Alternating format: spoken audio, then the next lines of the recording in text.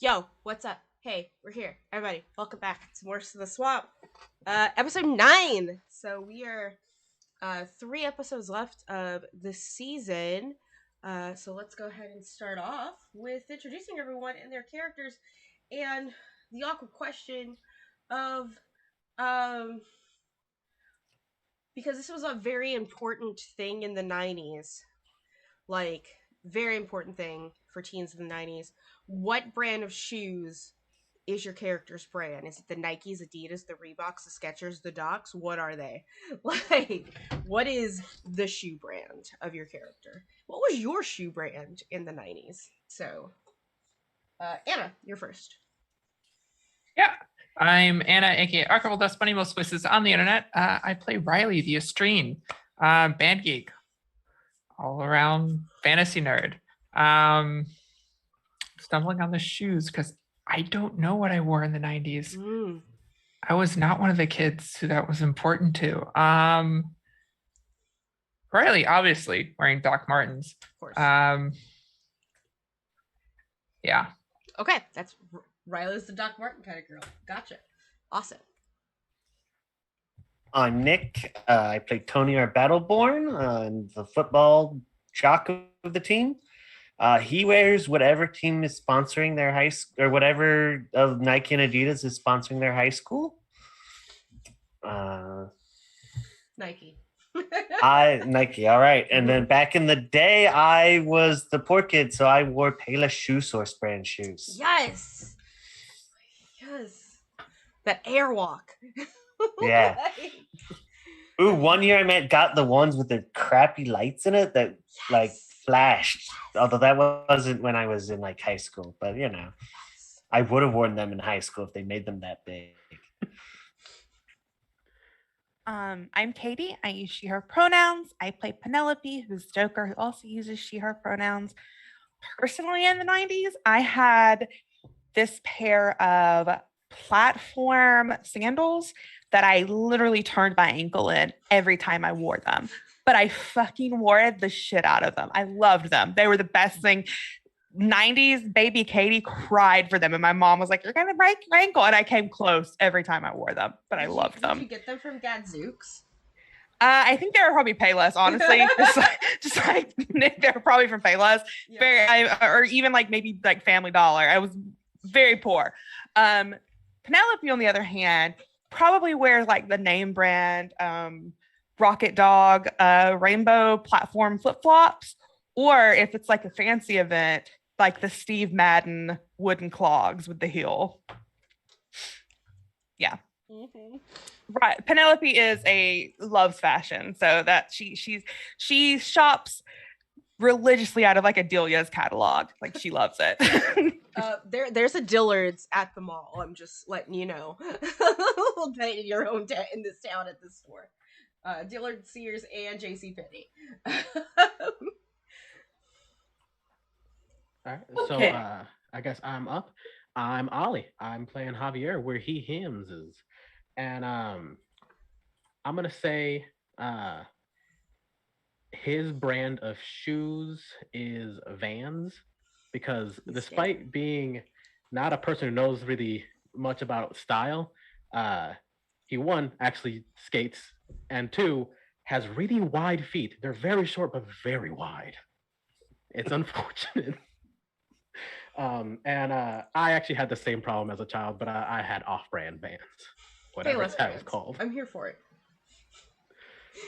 Airwalks. Airwalks. Right. I owned a lot of Airwalks in adulthood. I'm not gonna be ashamed of that.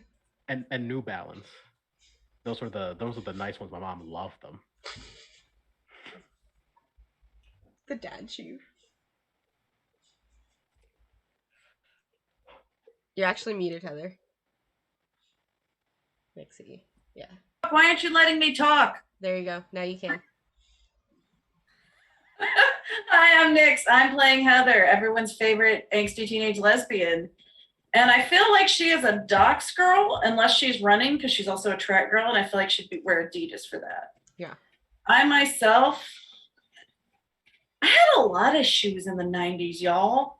Like, Like the black platform Steve Maddens that I used to throw at one of my friends come to mind. My Carabeth Burnside Vans were a favorite pair of mine. I had Docs. I had lots of shoes. Lots of shoes. Hey everyone, I'm Val. This is my channel, and as far as my shoes, I had a very similar issue as Ollie did. I have very short, very wide feet. My feet are as long as they are short, or as wide as they are short, so I still to this day have an issue with buying certain types of shoes. But back then, the only sneakers that I could actually fit in were Adidas, so I was an Adidas kid as far as that went. Um, but I also did own a pair of Payless boots that were like the Payless Docs, essentially. That lasted me into like my 30s. Like I owned these shoes into my 30s. So they were like my pair of shoes. And finally they dry rotted to where they were unable for me to wear them. But yeah, owned them almost 20 years before they decided from Payless. So don't knock Payless, y'all. I have no shit on Payless because I got so many pairs of my shoes from there, and they lasted. And they were affordable. Absolutely. It was. I definitely rather would have like gotten stuff from Payless than from Walmart, kind of thing as far as shoes went. But yeah.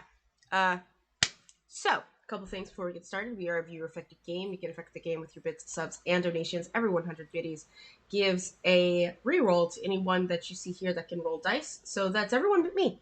If you subscribe to the channel, you can give somebody here an extra dice to their pool for any roll that they make, which is important. It definitely ups their chances. And if you donate money, a $5 donation can give auto crits to anyone that you see here, and a $10 donation gives an idea to me. I will always honor my lines and veils of my players, so it's always at my discretion on whether or not that is something that I can do. If it's not, we can work something out, or you can just migrate it to dice rolls. And on top of that, we're raising money for Extra Life. So you can type in !extra life to directly donate to our team's page. Or if you subscribe to the channel, I am honoring my sub points in the months of September, October, and November to a direct donation of $1. So for every sub point I have, which I have 54 right now, and that means there's already $54 going to my local children's hospital once the payout comes out. So like mid-October for September, I will be doing that donation and letting everyone know. So because it's the last stream of the month, let's see how far we can get as far as those go. But yeah, as far as that goes, last time, what the fuck happened, y'all?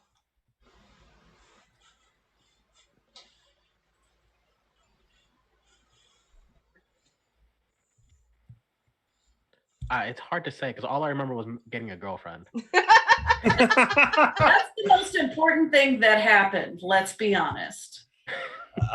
We hung out with and fed a guy who had been previously held by the my brain just died. Mm-hmm. Name alien. The Yeerks. He was a controller. Yeerks, yes. And to like making happen. And Javier shouted into the Yeerk's head as a giant gorilla for a while. That was amusing. And the other big thing that happened isn't mine to say, so.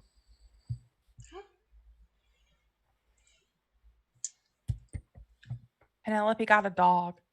Yes, Penelope got a very cute little Bichon Frise or whatever. A very poofy dog. Very much like, I'm sorry that your German Shepherd was stolen. Here is a fluffy dog in return. That's good for your dad's allergies. They didn't even wait a day. They didn't. No. They did not. They did not. This one can't even talk to you. No. Yeah. All it can do is just yip in the corner. Can we talk to animals? Yes, but they can't talk back. Oh, Okay. So like normal.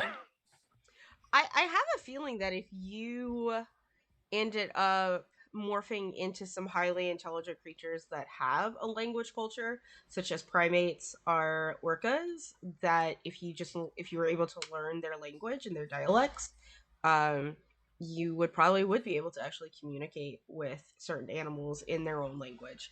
Hi everyone. Whales are sapient creatures, not sentient. They're sapient, just like humans, and they have their own language and culture. Sorry, I'm just gonna get on my high horse about my favorite animal. Yeah. Mom was creepy as hell again. Yep. Your mom was being weird. You're pretty sure that she is a controller, and Yeah. part of Heather her. has actually swallowed her pride and asked for everybody to hang out with her because she's freaking out about it so bad. Yeah. And y'all also got into contact with the Going Bananas 1983. So Penelope and Heather got into contact. The rest of us got a message. I sent a message back. Yeah. And then they promptly scared that poor Am I crashing the guy day? away. Y'all can. I'm pretty sure y'all have come to the conclusion that it's most likely one of these kids in the Pacific Northwest that people or Northern California that has been missioned to you. That hopefully your friends that you've sent on a plane are going back to, sort of thing, in order to help them. But yeah, so as for today, as far as role playing goes, this is your chance to just be normal teenagers doing normal stuff. If that's what y'all want to do. If y'all want to go and fight something like now, y'all can do that too. But you're not really quite sure what you want to go after yet. But you still have to be kids. There's still just you have homework. You have homecoming. You have friends who are controlled, some of them who are not controlled. There's still the face and the front that you have to put up, and the reprieve of just being in high school. And yes, homecoming is around the corner, so everybody who's everybody is looking for a date. What would y'all like to do at any point in any time?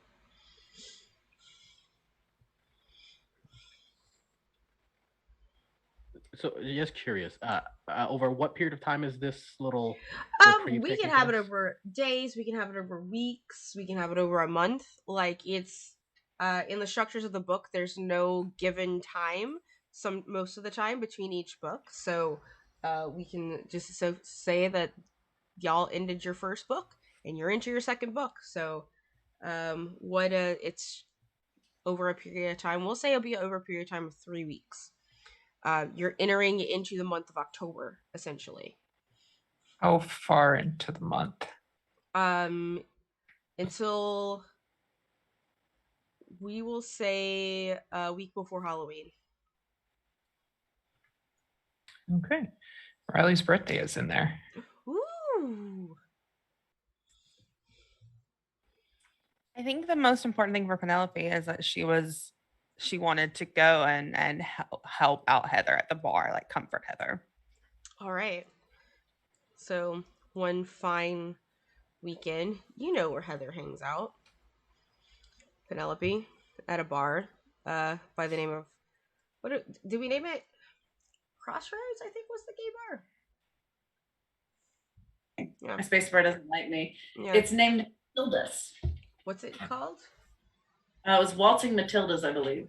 Oh, Matilda's. Okay. Yeah. It's sort of coming into the city. This part of town, this bar, kind of like on the outskirts, like the big 2-lane highway that runs in the middle of the town is next to it, and across from the highway there is a bingo hall. Of course there is. Like in a little shopping center, and then there is the nightclub or the bar that is definitely for the queer folk. And it's very obvious. Mhm. Joey's been here once before. Mhm. The first night they were all together when she asked the doorman to call her a taxi. Mhm. But she's never been inside. So I think that like she has to get her courage up to go. Like Mhm. she knows that she's going to see Heather and like that's a friend and that's going to be fine. But she's never been to a straight club, so she doesn't know. She's never been in a straight bar. She's never been in a bar. So like I think she puts on like this very 90s like little sundress over a white t-shirt, that kind of look, you know, because that's fancy going out clothes in the 90s. Mhm. And I think that she sits in the parking lot for a good like 15 minutes before she even gets out of the car, and she goes up to the doorman and is very nervous and is just like, I'm supposed to meet my friend Heather here.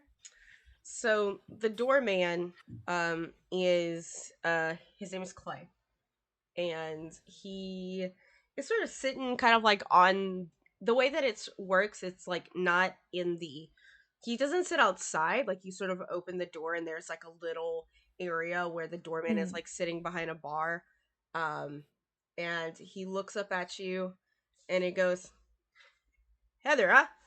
You got an ID? Sure. And I think she like digs through her purse and shows him an ID that is very much for a 17-year-old. Mm-hmm. He kind of looks at it, looks at you, looks at it, goes, hold out your hand. She puts her hand out. And he just puts a stamp on your hand that says under 18. So it's to like not serve you alcohol sort of thing. But as far as like you coming in to do other things, it's fine. So yeah, he just like stamps your hand and he's like, all right, honey, go ahead. Yeah, when she walks in, she's immediately overwhelmed. Like, I'm just imagining this is probably like the very first gay bar I ever went to.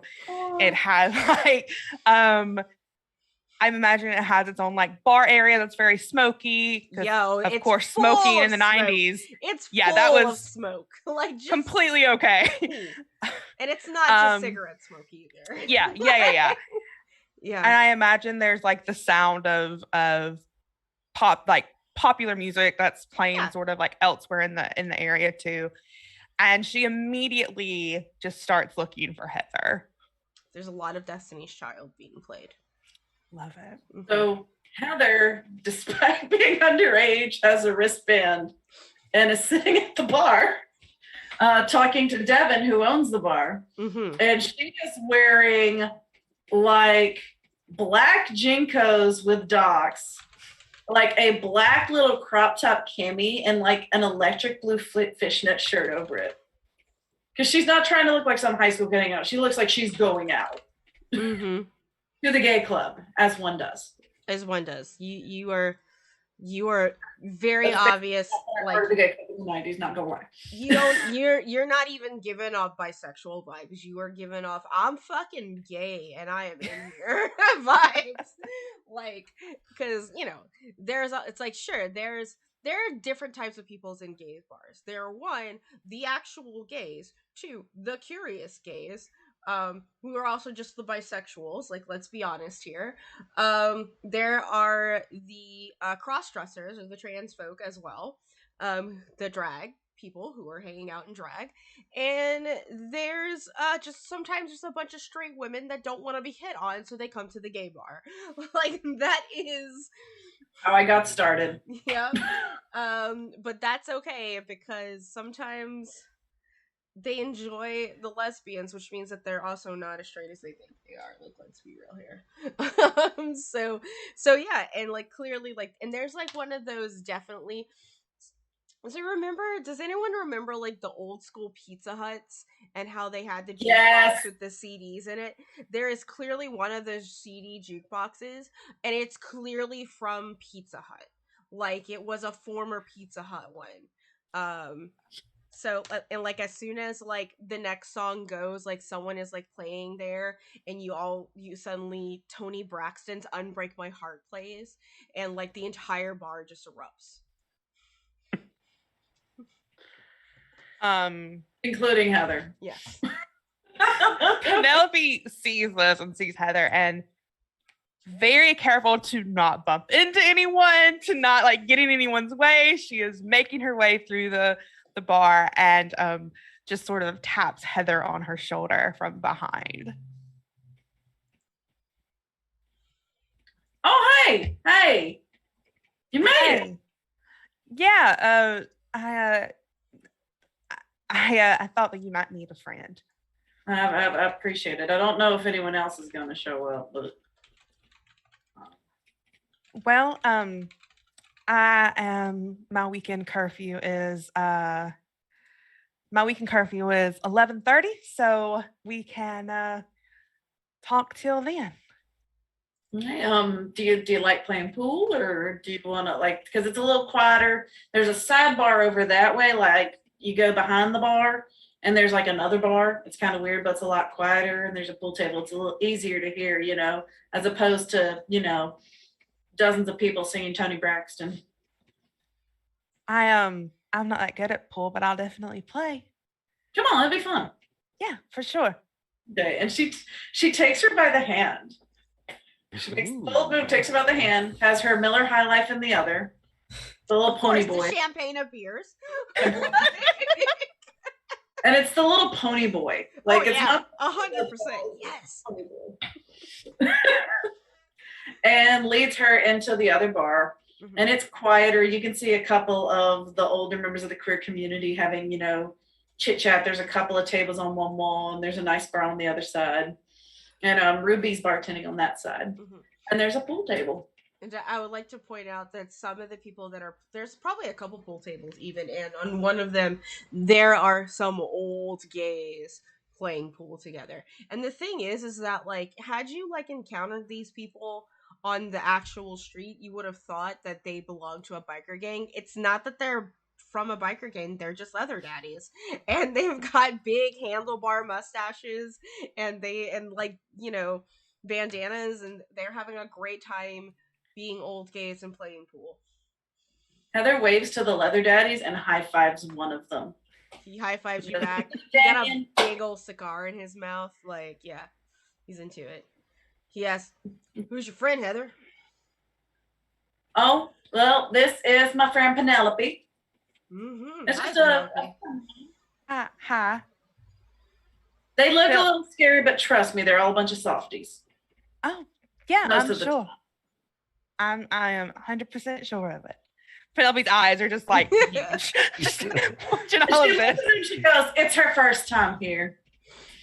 Yeah, we can definitely smell it on her. And like he just kind of like grins as if like that is just like it sounds creepy, but there's no like creepy delivery of it kind of thing. It's just like a statement.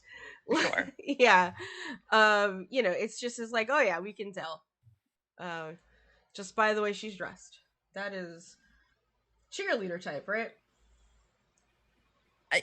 Yeah, I am a cheerleader. We tell by the way you walk. We're not into you. It's just that it's the queerdar. We pick up on. You have a good time, kids, and he just like goes back, like he like doesn't know how to interact with minors sometimes, like and just is like goes back and like puffs on his cigar. And I think there's this double take when he says queerdar that Penelope's like, is he saying that I'm gay? Am I gay? Oh my god! That she just has this moment where she's just like, what is happening here? But like, that's like, I'll bury that for later. That's a question for later, Penelope. I guarantee you people have had sex on those pool tables. Those imaginary pool tables. And somebody will have sex on those pool tables. It's a gay bar. No, trust me. And somebody will have sex on these pool tables tonight too. It might even be it's usually the staff. Let's just call it like it is, y'all. If you own an establishment that sells alcohol, there's a likelihood that every employee there has had sex in it. Like, just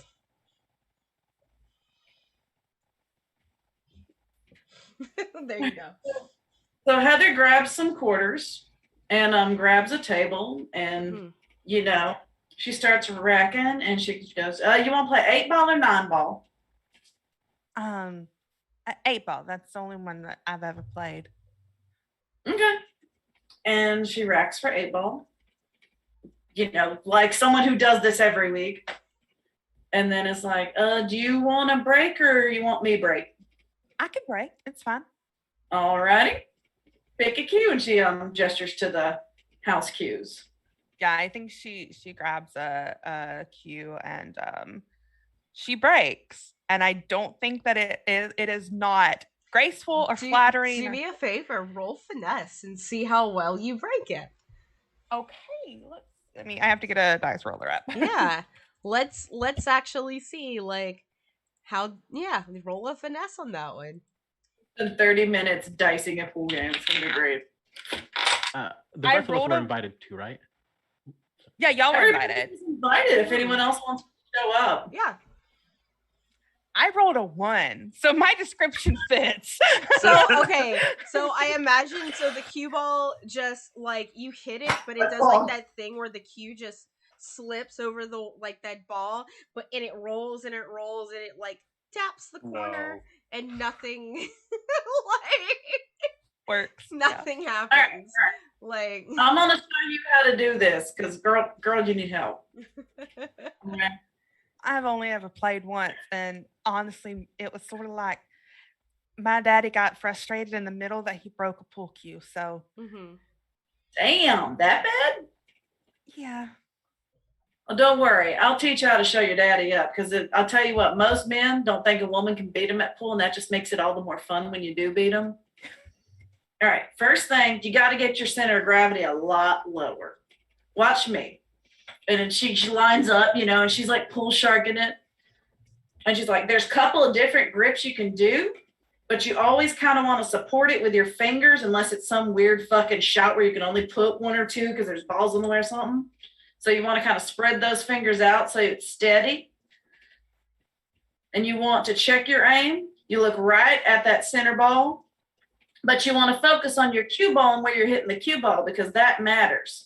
Because if you hit it to the left of the ball or the right of the ball, it's going to roll that direction. And right now, we're just worried about straight shots, okay? We'll worry about English later. And then when you grip it, if you want more control, you grip it a little farther up. If you want more power, like you do with a break, you grip it farther back. All right, watch this. From the other side of the pool table, you hear not the leather daddy, but his pool partner, who's a smaller, thinner twink-like boy. He goes, "Dang, Heather, I thought you were teaching her how to shoot pool, not, sapphic handshakes." Well, it's 2 things she's got to learn and makes her shot. And I guess a finesse roll for me. Right over Penelope's head.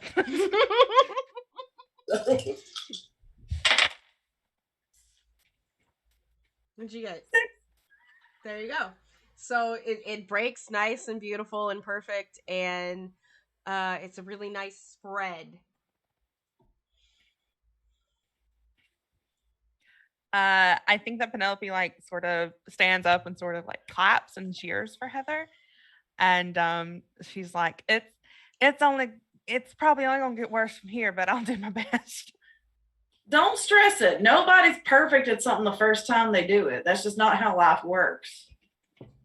Yeah, you're right. Oh, here, try this. And she's going to try to help. She's going to pull the move. When you're teaching someone to shoot, and you get them on the table and, you haven't been over the table and you're like this. And so you've got your arm around them. Yep. She's pulling that move. Yeah, I think Penelope's sweating a little bit. Is it good sweat or bad sweat? It's good sweat. It's confused sweat. It's she's like, oh, okay, I'm sort of into this. What is this awakening within me? All kinds of things. Around this time, Glad she put a Ruby, push-up bra. Ruby will come from the bar and she'll hand you another pony, Heather, and then Penelope, she hands you like a large styrofoam cup with a lid and a straw in it. What is this? I don't drink actually. It's all right. It's a virgin. All right. Yeah, don't worry. Ruby's not gonna mess with somebody. She's good people. Mm-hmm. Okay. Yeah, I think she takes a sip of it. Yeah, it's like a frozen virgin hurricane. So. Yeah, she sets it down on the side of the pool table. And, Never put it on the table. That's why we have this. There's like a little table with two chairs. Like Penelope's immediately like flustered because she did something wrong. And I think that she like goes to make a shot using what Heather taught her. Yeah, I'll give you +1 on that one since Heather has taught you, and Heather did such a great job with her own. Mm-hmm. 4. Yeah, it's a success. You don't get anything in the holes, but things make contact with each other at the very least. Are you solids or stripes? Like I'm stripes. okay. Yeah, I think Penelope knows at least the rules of pools. So Yeah, she would there know you which go. one to hit. Yeah, so y'all are having a pretty good time throughout the night. Everybody was invited to come. Is anyone else showing up to this little get together? For sure. Okay. Are you coming by yourself? Or are you bringing? Found it. No. The only reason I was allowed to come, my parents ungrounded me so I could come on a date Mm-hmm. with my girlfriend. The problem is that you didn't tell them where you were going. Well, Please tell me his mom is at the bar. so here's the thing. Question: would Tony be coming? A good place to pick up straight girls. Weirdly enough.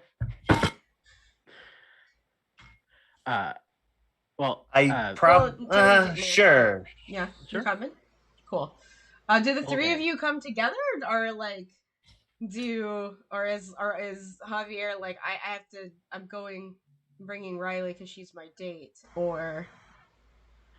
I think when I went and prepared, I told my parents, I'm gonna go with Riley, and told them everything because I'm that kind of kid. Yeah. And they dressed me up my mom dressed me up in like my gardener mom specifically in like a black button up and like unbuttoned me to like the 3rd button. Yeah, gave me like nice pants and everything. And I was like, okay. She'll even have a moment where you're like, ooh, you're getting a little chest hair. Congrats. It's like 2 chest hairs.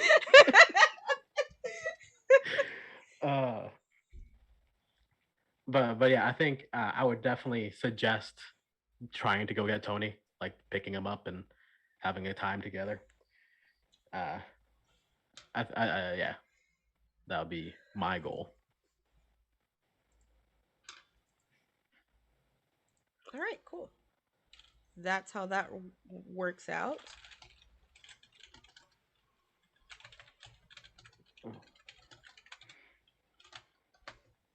All right, so the 3 of you roll up in whose car? Probably mine. And Riley's in the Subaru. That's the one that'll easily, yeah. I think Riley actually wore a dress for this. So Black, cute. like skater dress with the dock still. Mm-hmm. This is the appropriate look for a gay bar. It's true. So the thing is it a skater dress with the spaghetti straps, or like I have to have this moment? Sure, why not? So cute. I just need to get all of the cuteness in. Tony, what are you wearing? He's way more boring because he didn't realize the 2 of them were making it was going to be some sort of double date thing. So he's probably in more or less jeans and whatever shirt he can find that he thinks looks cool, but is probably not, especially not with the group he's going in for. Is it a t-shirt? Is it? Yes. It has a turtle on it? Cool. Target. Oh, it's Target. Yeah. Just a plain t-shirt and jeans with your Yeah. Nikes. Yeah. Like, boring. But then again, he didn't realize what was happening. y'all pull up, and of course, like you recognize this parking lot because this is the parking lot that y'all all got your morphing powers in. You pull up, and yeah, Clay is hanging out inside. He's got a piece of bubble gum, and just pops, and he pulls it back in. He's reading a book. He's actually reading Orwell, so he's reading Animal Farm. And he kind of looks up at all of you like y'all are clearly children. And he's just like, ID, please.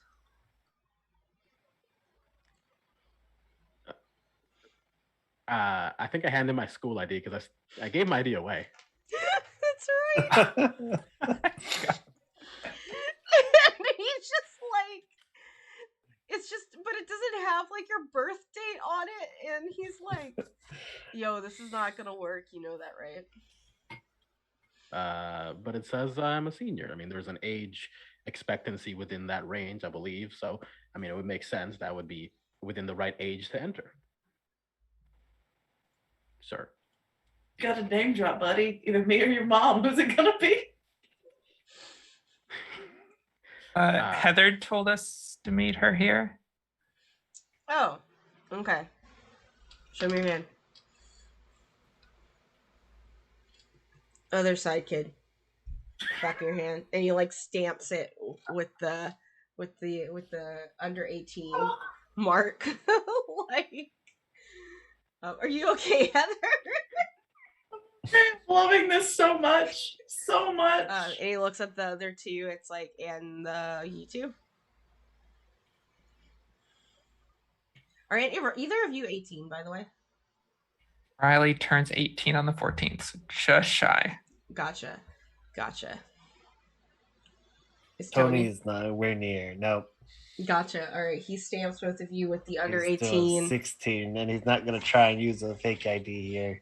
16 I don't is, even know yeah, if he has. 16 is the age limit for the club itself, like to come and like to dance essentially. But an 18 with adult supervision, you are allowed to drink. In Louisiana, I don't know if you knew that. Like, if your parent is with you in the bar, they can buy you alcohol and you can drink it at 18. In the 90s. So, but yeah. So just y'all all get like that same stamp, and he buzzes the door open and lets y'all go in. Yeah, I think I'm gonna reach out for Riley's hand. I'm gonna try to do a hand hold, going for the advanced maneuvers already.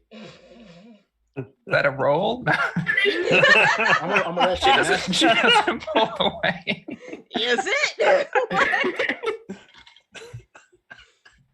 Hey, if you told me Javier to roll, suddenly got so much confidence. Holy shit.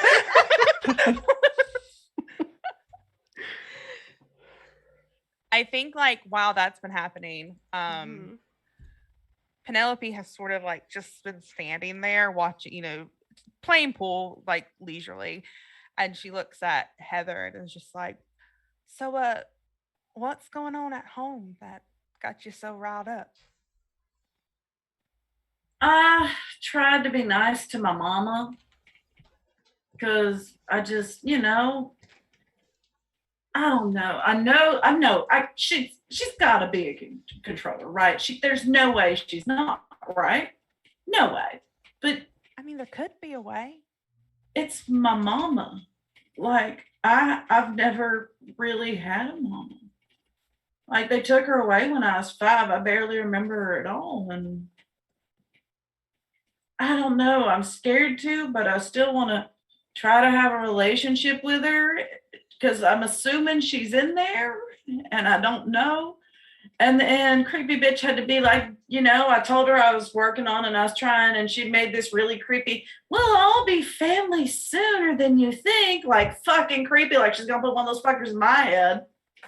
And I don't know what to do. Like I always wanted my mama. Like that was, I never thought it would happen ever, but I always wanted her there. You know, maybe that's why I turned out the way I am. It was just me and my dad and the boys, you know. And I don't know what she's gonna think about. You know, I don't know if she knows I like girls yet. I don't know what she's gonna think about that. I don't know if she's gonna flip out about it. I don't know how her or the alien feels about it. You know.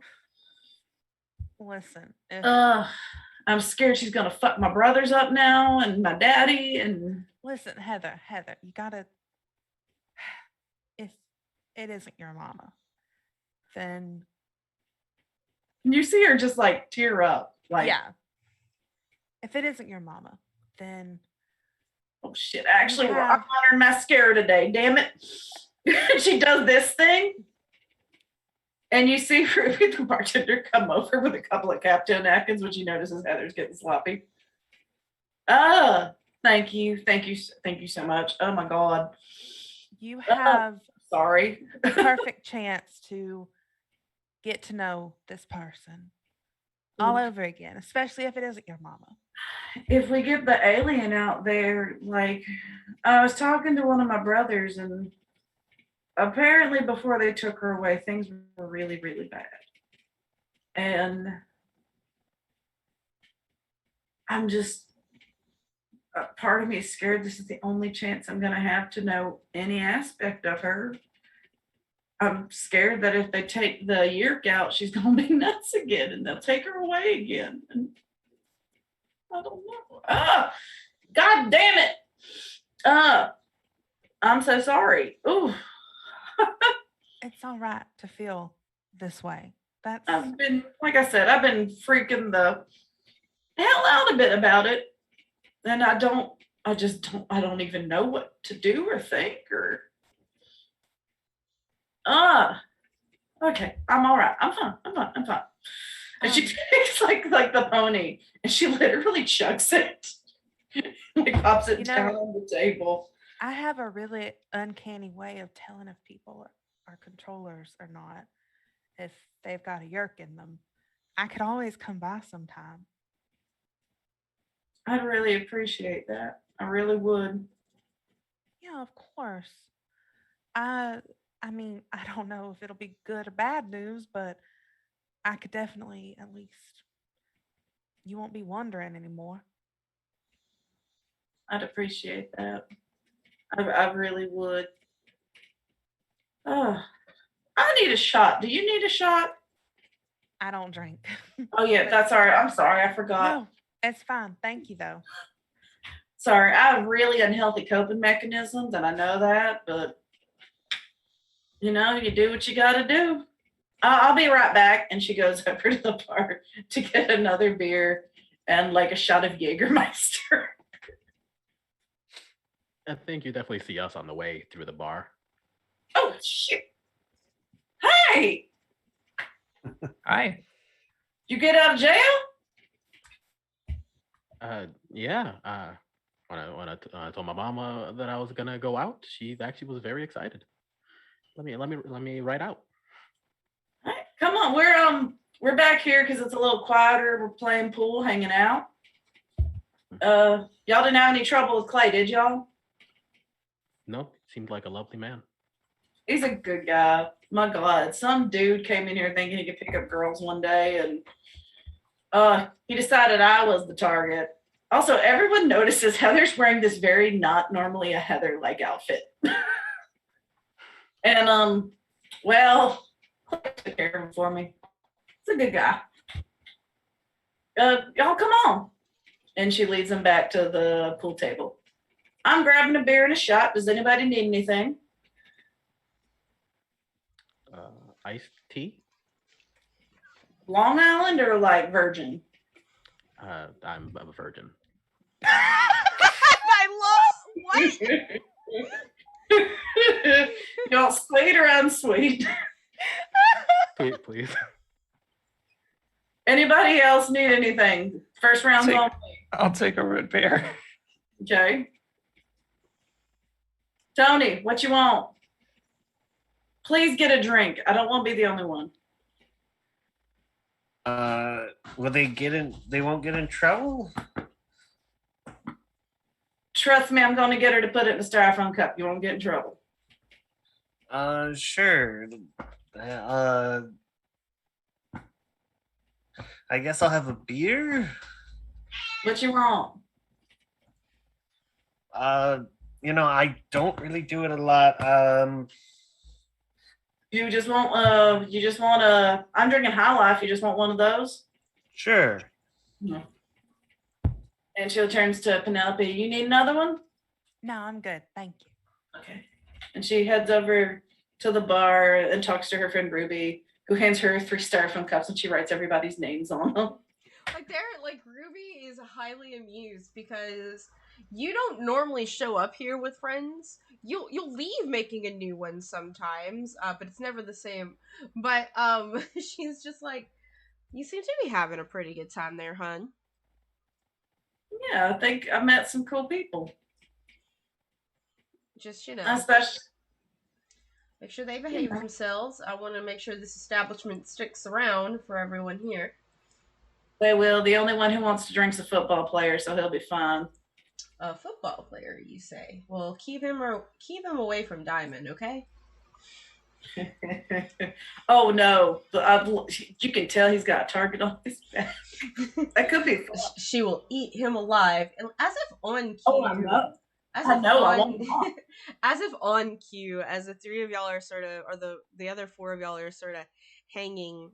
Tony, you sort of feel like what it feels like nails kind of run across the back of your shoulders, and you're like, oh, I've never seen you here before. And you see some a person in full makeup, clearly wearing a wig, and a very, very slinky sequin dress and high heels.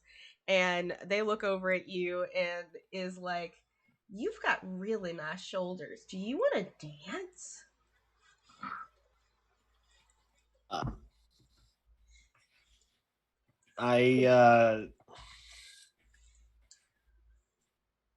Tony just kind of frantically looks around at the others, unsure of what at all to do. I give you a thumbs up. Want to dance, Tony? Sure. Then you should dance with the lady. Quickly comes back with drinks in hand, like this crazy bouncing it. Diamond, he's underage. Back off. She holds up her hands. It's like, it was really hard to tell with those biceps, but thank you. I'll let you know when he's legal. I appreciate you. And there's a there's the elbow. Going on. And Diamond goes back and she goes to the jukebox and puts on another song, Savage Garden. I think Penelope waves at everyone and is just like, what brought y'all out here tonight? Heather invited us. Yeah. Well, it's good to see y'all. It's good to all be together.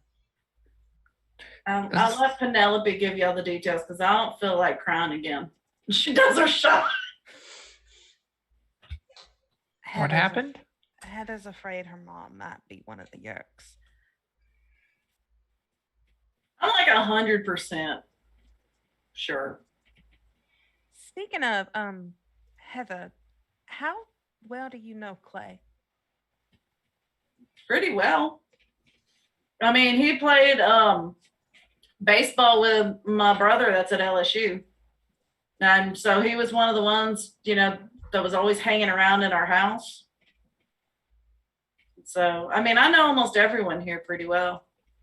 These are really the only friends now y'all, but, until now, these were the only friends I had.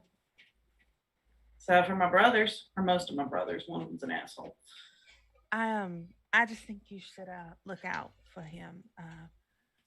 When I came in, I got that sort of uncanny. Son of a bitch.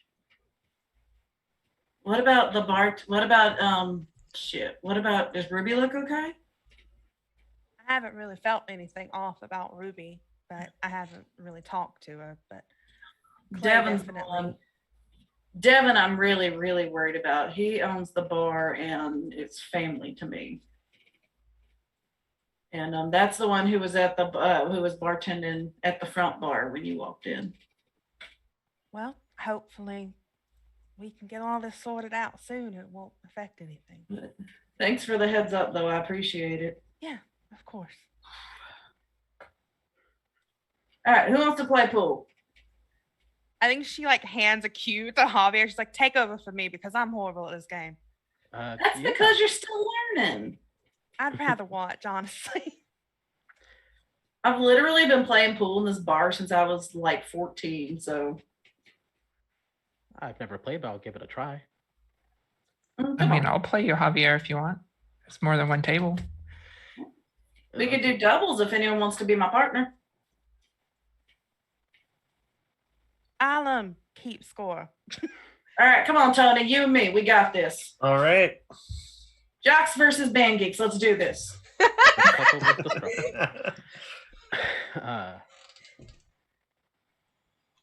Okay, let's do this. Also, for the record, I critted on holding Riley's hand. I did roll. Did you roll finesse? Yes. What are you talking about? That should have been a Amazing. sway roll. But okay. Amazing though. As y'all are going in, y'all are playing pool.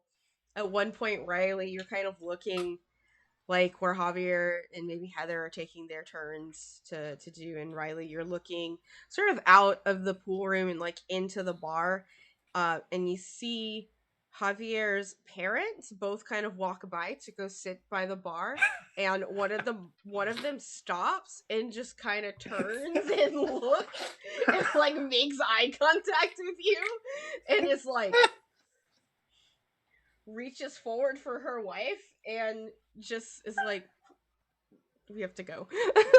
Like, kind of thing. Like deer in the headlight, I'm like patting Javier to the side, trying to get his attention. Oh yeah, I'm looking. I'm figuring it out. I very happily waved to my mom. I love my parents. They wave back at you, and like Ruby kind of looks at them, looks at you, looks at. Oh, it's a good thing I didn't serve him alcohol. Like kind of thing. The one in the blazer would have me. Like, I think over like the loudness of the bar, I tried to yell, "Mom! Hi!" and they actually kind of cover their face, like both of them. Like I think Riley also turns around with a similar motion. Katie, real life can't judge because her mom took her to a strip show at a bar when she was 18. So can't judge. And as like Javier is screaming for his mommy, you would know Heather, it's like that means a completely different thing at a bar like this, so you should probably tell him not to do that. No. You don't know. No. That means something very different in queer culture. Please don't do that. Call her by her first name. She'll understand because she gets it. I actually had that. So my first time in the gay bar, I saw one of my mom's best friends, and I was like, "Mr. Terry," and he goes, "Sweetie, you're almost an adult now. You can call me Terry, you bitch, but not Mr. Terry." Just had that moment. Mm-hmm. And then Heather waves to the monks. And they wave back, and they have like this existential crisis of whether they should stay or should they go, and they do decide to stay, but they go to the bar to like the furthest corner so that y'all are no longer like in eye line of each other, kind of thing. Can we acknowledge Javier is so lame? His parents are embarrassed. Oh, I love Javier, but boy. Okay. So everybody at this table knows you never, ever, ever call anyone mommy or daddy unless you were in a committed relationship with them, okay? I look over at one of the bikers but his Don't, jacket says don't. daddy on it.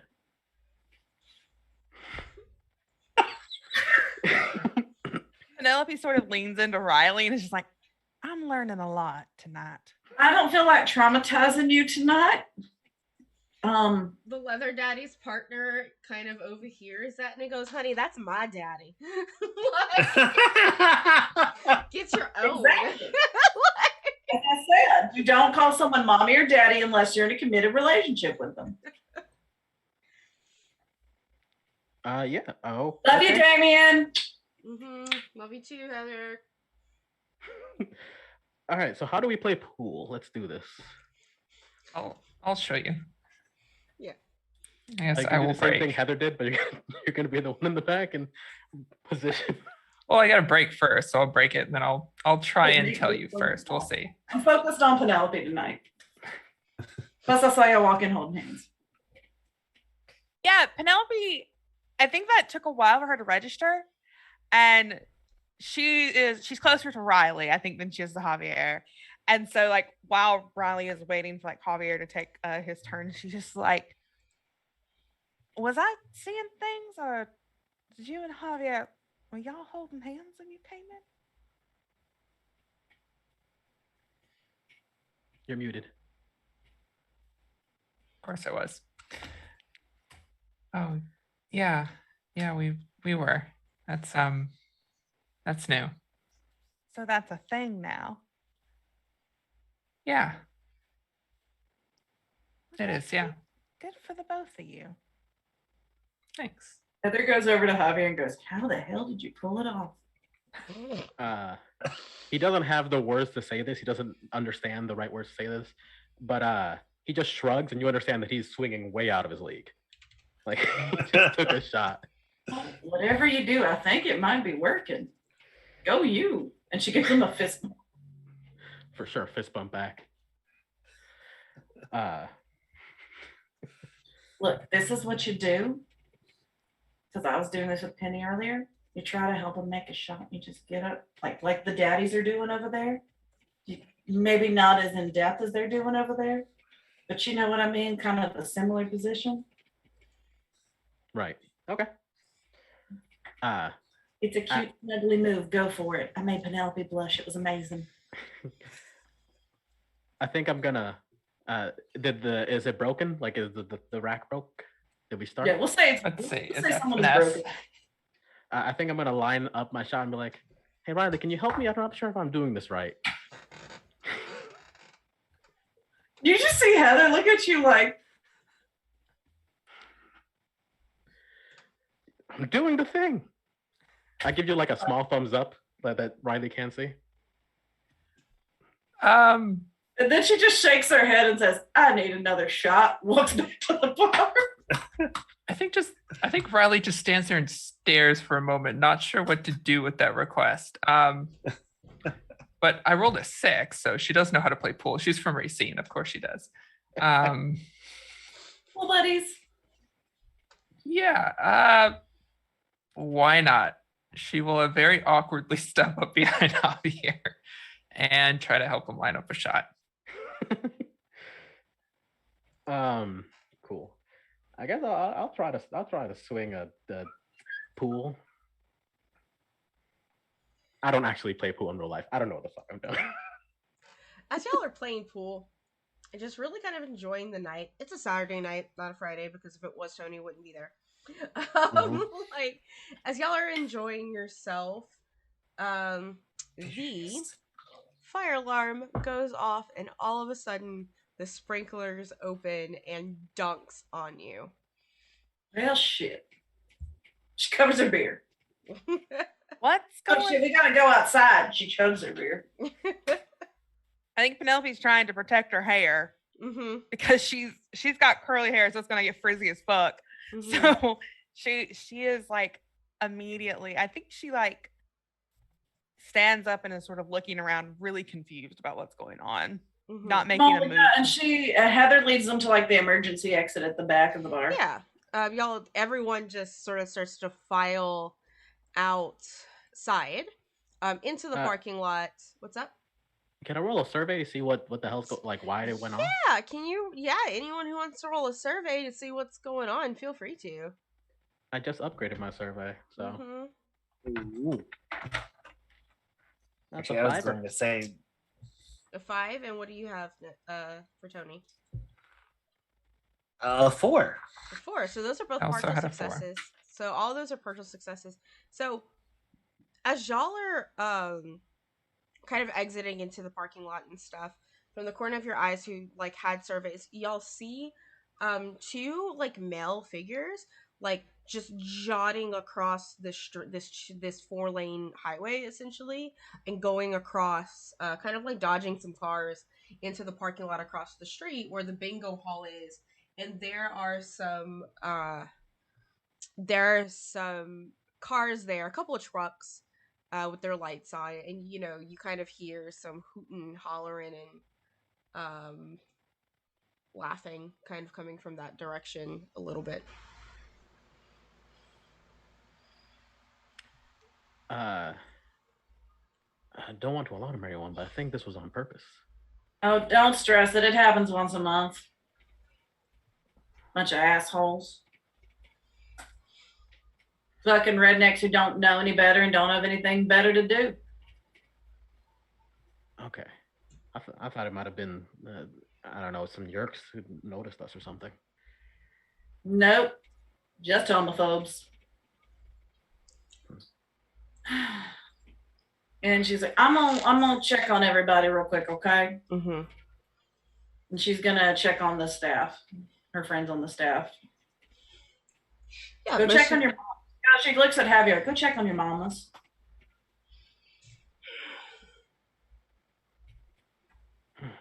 Okay. I'll come with.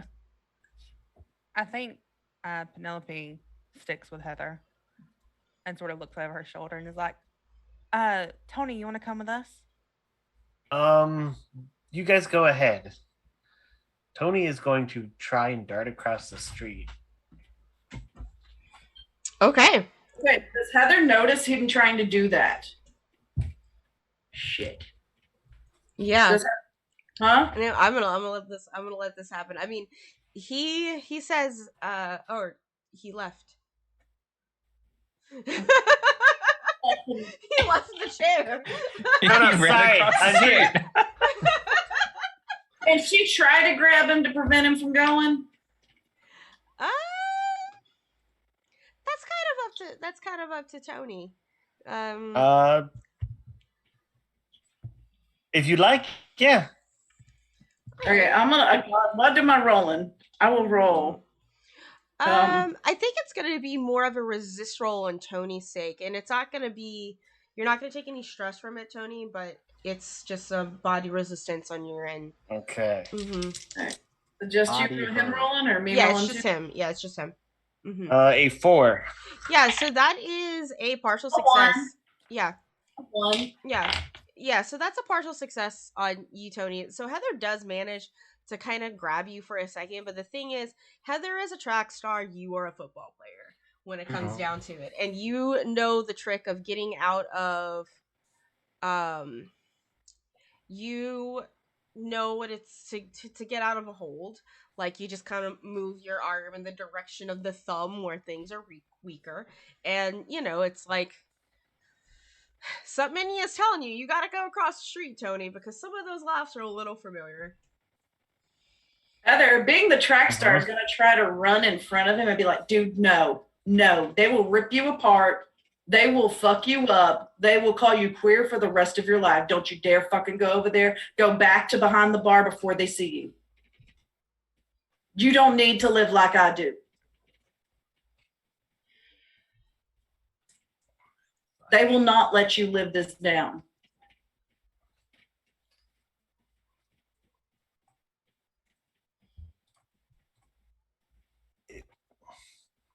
They shouldn't be allowed to do it. No, they Someone should. needs to talk to them. Assholes. But everyone in that bar is used to it and can handle it. You know, Tony, it doesn't have to be you that goes over there. Oh, you'll really get your ass kicked. Oh shit. Not. Let's just all go back over there. We'll all group back together. We'll all go grab something to eat and chill out. There's a McDonald's also, like in walking distance, and a Popeyes. Fine. You guys Let's go get go check on whoever you're gonna check on. I'll stay here. It's fine. You're gonna go over there and get your ass whipped. I promise I won't go over there to start a fight. You're not gonna be the one starting the fight. That's just it. If you're gonna go over there, you're gonna need backup.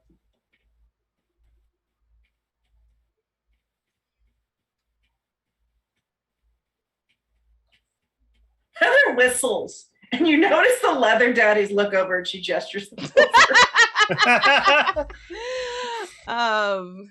You know, like, I kind of want.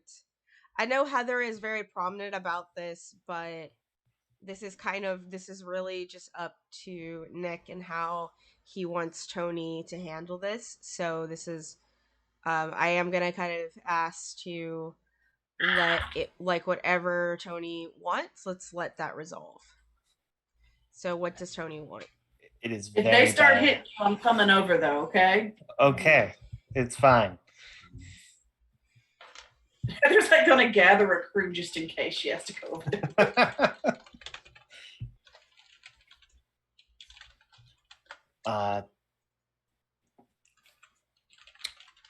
He's so bad at lying. He's gonna head over. She was smart. So actually, he's gonna go to the other side where everyone wasn't evacuating, Mm-hmm. and behind something that's nearby, and turn into his bird form. Okay, your morph clock ticks as you And turn then he's into a going- little Tweety bird. Yep, and then he's gonna fly over there. Yep, your clothes are left behind. Yep, Mm-hmm. Yeah, and you fly across the street. yep. Mm-hmm. And he's going to look and see who is here. There are a few members of the football team that is present. There is your friend Glenn. Oh, Glenn. No, Glenn's the bowling alley attendant. Never mind. Oh, Jimmy. Dennis is. Yeah, Dennis. Dennis is there. Yeah. Dennis is definitely there. The one he'd actually care about would be Sam, who's we don't have on there, but is Dimitri's old best friend. Yeah, Sam isn't there. Okay. Sam isn't there. Dennis is there. Who I think y'all discover is Dennis? We know we highly suspect that he is a controller. Mm-hmm. Yes. Yeah, you highly suspect that he's a controller.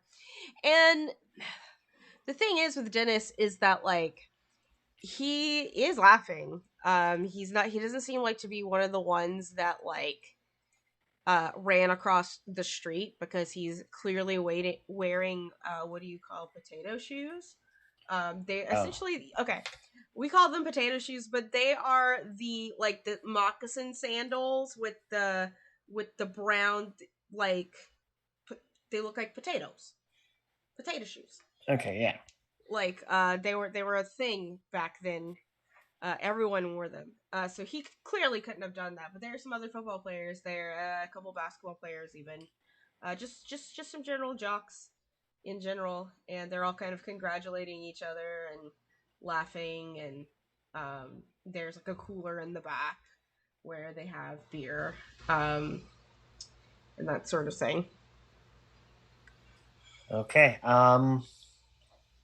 Really, he's just gonna listen for a little bit and see if he can figure out who might have done it from their speech. So yeah, it would have been. Just go ahead and just do me a survey. Of course. Mm-hmm. Or a study, whichever one is better for you. What did I end up having my birdie? The birdie does survey, so survey is better. Okay. Really? Not that it mattered, because the dice decided I rolled a 1. Okay. So apparently, Yeah, 1 second. Let's see what you have here on your production sheet. You have no rerolls, but you do have an auto crit. I don't think I worried about it Okay. enough for an auto crit. Yeah, you can't tell who it was that went across the street. It makes sense. Mhm. I'm gonna try and note the faces I know of Mm-hmm. for the people I do know, and then fly Yeah. back across for now. Okay. Poop on whoever's laughing And- the most first. And we'll talk to them later in the week. Okay. You As fly I will over. take Mm-hmm. some of the advice. Yeah. You fly on over. The eventually the fire truck and the cops show up, so they're definitely checking to see if any of the miners are intoxicated. So there is that. I think while Don't see that's Heather happening, anywhere. Yeah, what's up? I think while that's Heather's like happening, lying in her truck bed hiding. I'm asking Katie, sorry. oh, yeah. while that's happening, Penelope wanted to grab Heather's hand Mhm. and pull her off and be like, "Didn't you have some people you need to check on?" Especially Yeah. when she sees the blue and red lights, like she is. Mhm. She's never been to a bar, but she's not stupid. So you're fine because you haven't been drinking, but I have. So I'm gonna go hide in my truck. Okay, well, I'll come with you. Okay. If they think we're making out, they definitely won't check. So she Penelope into the back seat of her truck, into the truck bed, or no, not in the back seat, in the truck bed. Yeah, I think that she Penelope follows a little confused by the whole making out thing, but she's not gonna question it. Okay. I think you broke our GM. Are you okay? I'm fine. I'm just reading. I have because I'm reading stuff and it's very low on my screen actually, so you can't see my face as I tilt my head to read my stuff. I am fine. I am not broken. Okay, yeah. So yeah, some of the cops, they come and they talk to everyone. Some people, they get, especially the youngins, they get super close. Thank you, Viv, for the sub. 1 year. They get super close, essentially to check if there's alcohol in your breath. Tony, you weren't there at this point because you were a bird, so you don't have to worry about that. Sort of thing. And they inspect, they go inside, and the cops are not. You can definitely tell they want to get in and get out as quickly as they can, kind of thing, so they're not going to worry. Can I get from Heather and Penelope?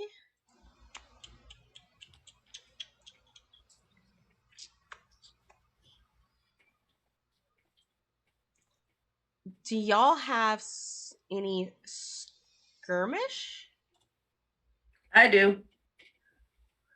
I have one in skirmish actually. That's Y'all the only body That's point I yes. got.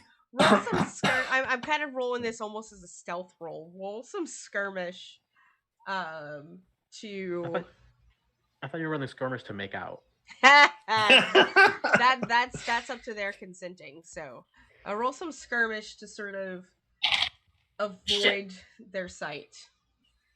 I got a 4. A 4. Got okay. A 5. Another's used to. This is like the routine. The cops show up. The cops show up. Those are partial successes, and y'all see the flashlights kind of coming, and there's probably like a tarp in the back of your truck, so y'all just like pull the tarp over you, and no one comes to like bother you, but you hear kind of like the click of a pen as someone like writes something down and walks away. Penelope is very like tense and nervous. I think like Heather would definitely feel that. Mm-hmm. And she like sort of laughs, and I was just like, You do this a lot? Like I said, happens every month. No, I sort of meant like hanging out in your truck bed with other girls. Oh, not really.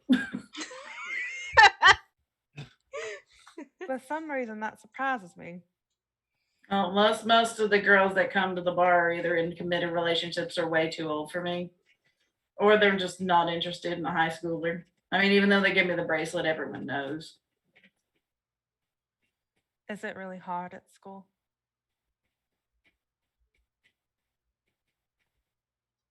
You get kind of used to it. It's just, it was hard at first. Like when I first came out, like all my friends quit hanging out with me and everyone started kind of picking on me, and I lucked out because of this place. And they taught me, or they yell queer, they yell dyke, they yell shit like that. And you just got to wear it like an armor. Let it not bite you, and it sucks and it does bother me, but it gets easier because it's going to happen no matter what. People here aren't going to change. I'm really sorry that I never stood up for you, especially when someone like Lynette was Well, messing with you. and I understand, like, you stand up for me, next thing you know, you've got a target on your back. No one wants to get picked on like that, so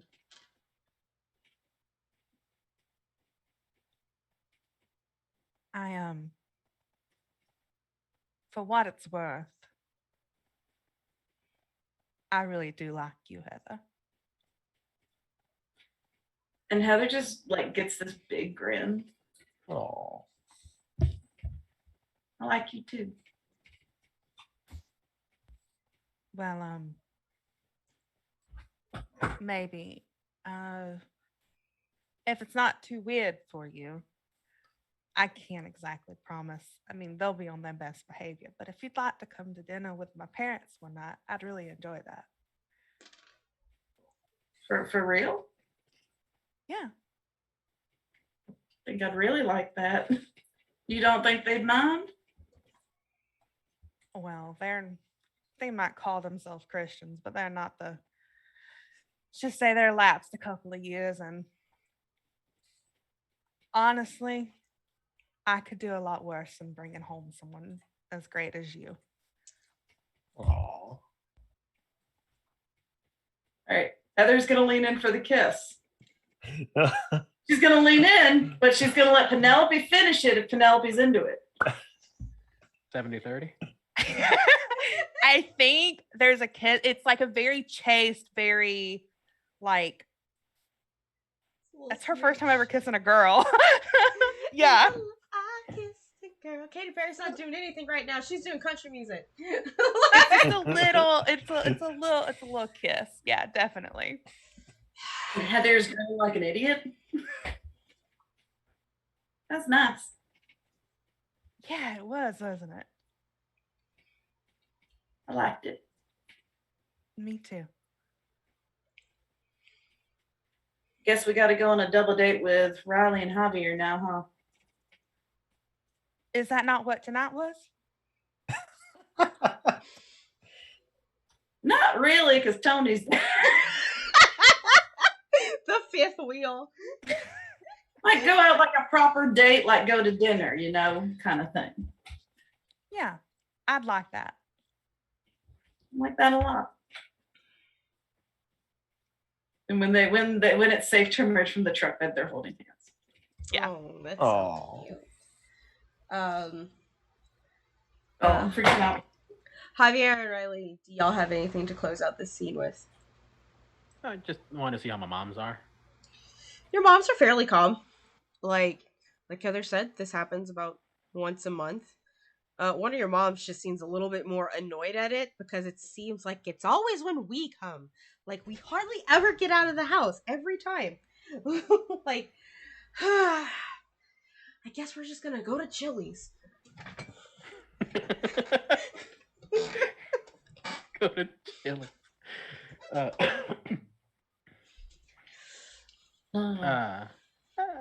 I mean, you guys had fun though, right? I mean, Oh, child, hello. like, like,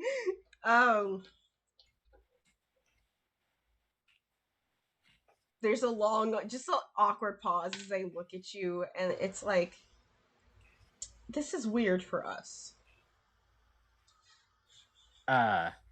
So I think up until this moment, like Javier's had a pretty big smile. Like he's been having more fun than usual. Like he's just kind of being with it, and realizing that this is weird. He's like, okay, back to the usual. Go hang out with your date, not with your parents. like, and you know, just be safe.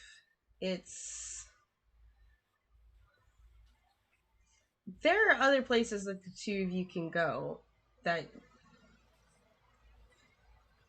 you won't be harassed at, so just remember that. Probably true, but this place seems nice.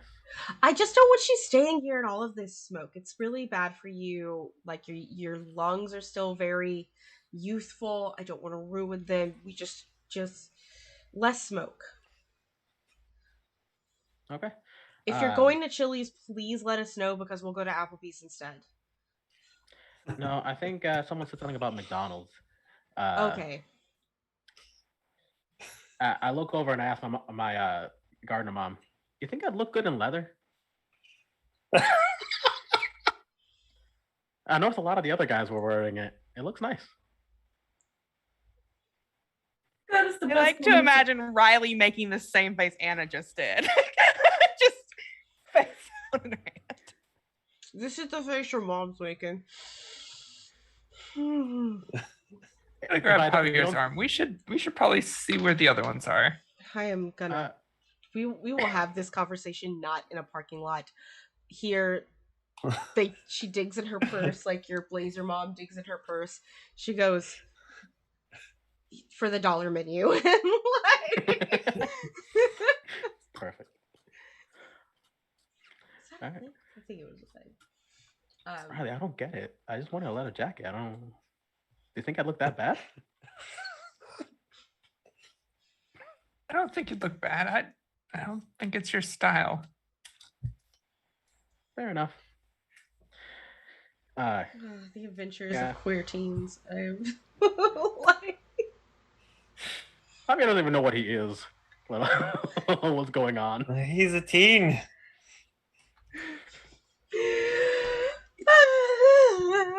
Okay, so as the night closes and y'all have a McDonald's on Saturday, and despite it being very not normal, this is the most normal that excuse me, most of y'all have felt in. Y'all had a very intense week essentially, and so it's just sort of nice to just be kids for the first time in a while without the worries of an alien invasion, impending doom going on. Let's sort of fast forward and you guys get into the school week. There is a school newspaper that gets released on Mondays that everyone sort of receives. And it's announcing the nominees for Homecoming King and Queen. And Penelope, you're on it.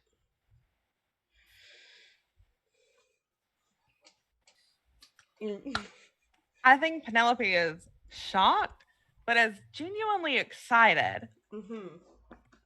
And like, I think the first thing she does is is it like Monday week or like middle of the week? It's Monday, We'll right? say it's Monday. Yeah, we'll say it's a Monday. Yeah. I think that she is waiting at Heather's locker with a smile on her face, like obviously like sort of bouncing up and down, very excited. Before Heather even gets there, Lynette finds you, and with her little gaggle of fellow friends of yours, cheerleaders, they come over and congratulate you. Like, Lynette was like, actually, like, originally they were gonna nominate me, but I told them that I didn't want it. I'm just not into that anymore. And I was like, who'd be really good at this? Penelope. So congratulations. Well, thank you. I think Mhm. it is really exciting. Yeah. One of the younger cheerleaders, we'll say her name is Tabitha. Like, she comes up to you and she's like, "So, who are you gonna ask to the dance? Are you gonna ask one of the King nominees?" I haven't really gotten that far yet. Well, you're gonna have like a lot of dudes just coming up to you and like asking you out, because come on, that is some social royalty. Well, I mean, there's a big chance I won't even win. So, Oh no, we're gonna campaign for you. Don't worry. Yeah, don't worry. Heather, there is a gaggle of cheerleaders at your locker. Oh Lord. As you walk up. Yeah. Excuse me, please. Excuse me.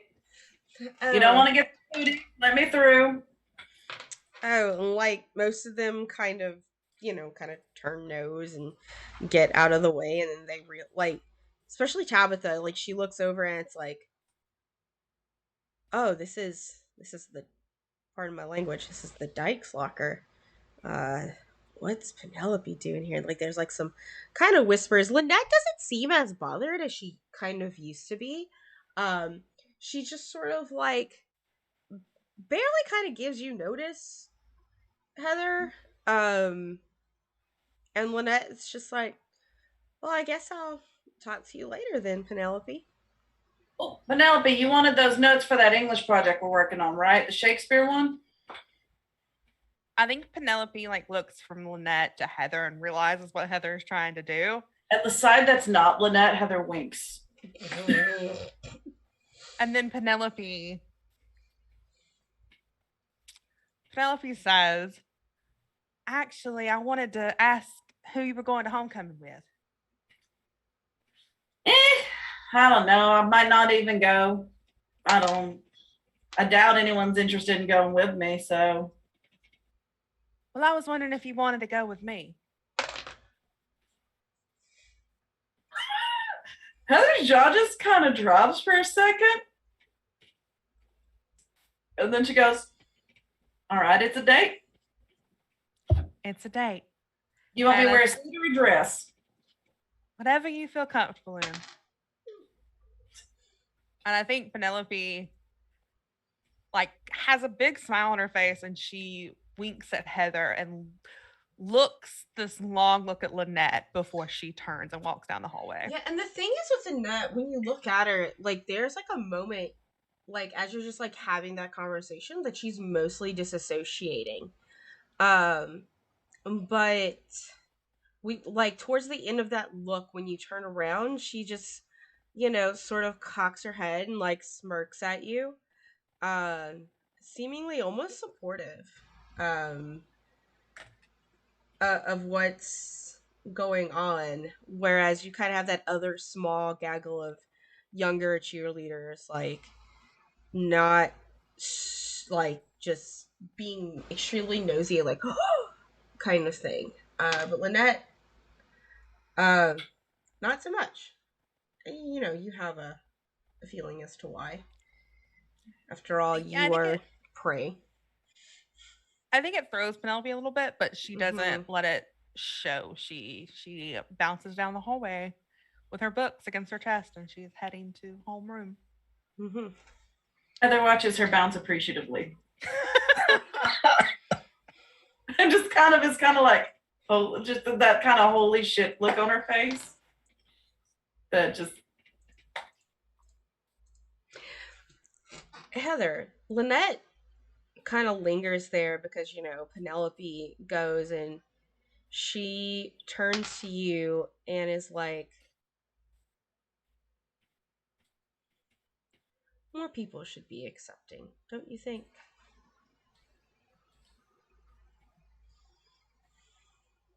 Good for you. Good luck. Thank you.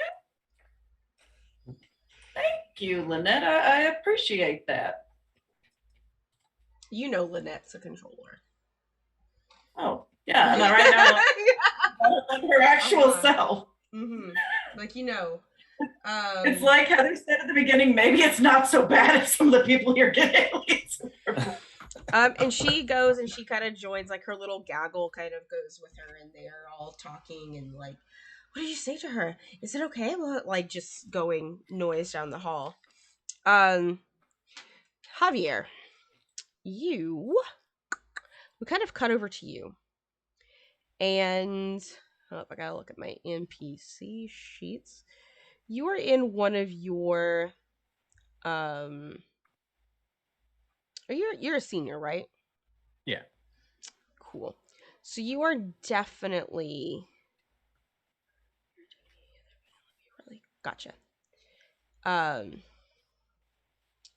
You are definitely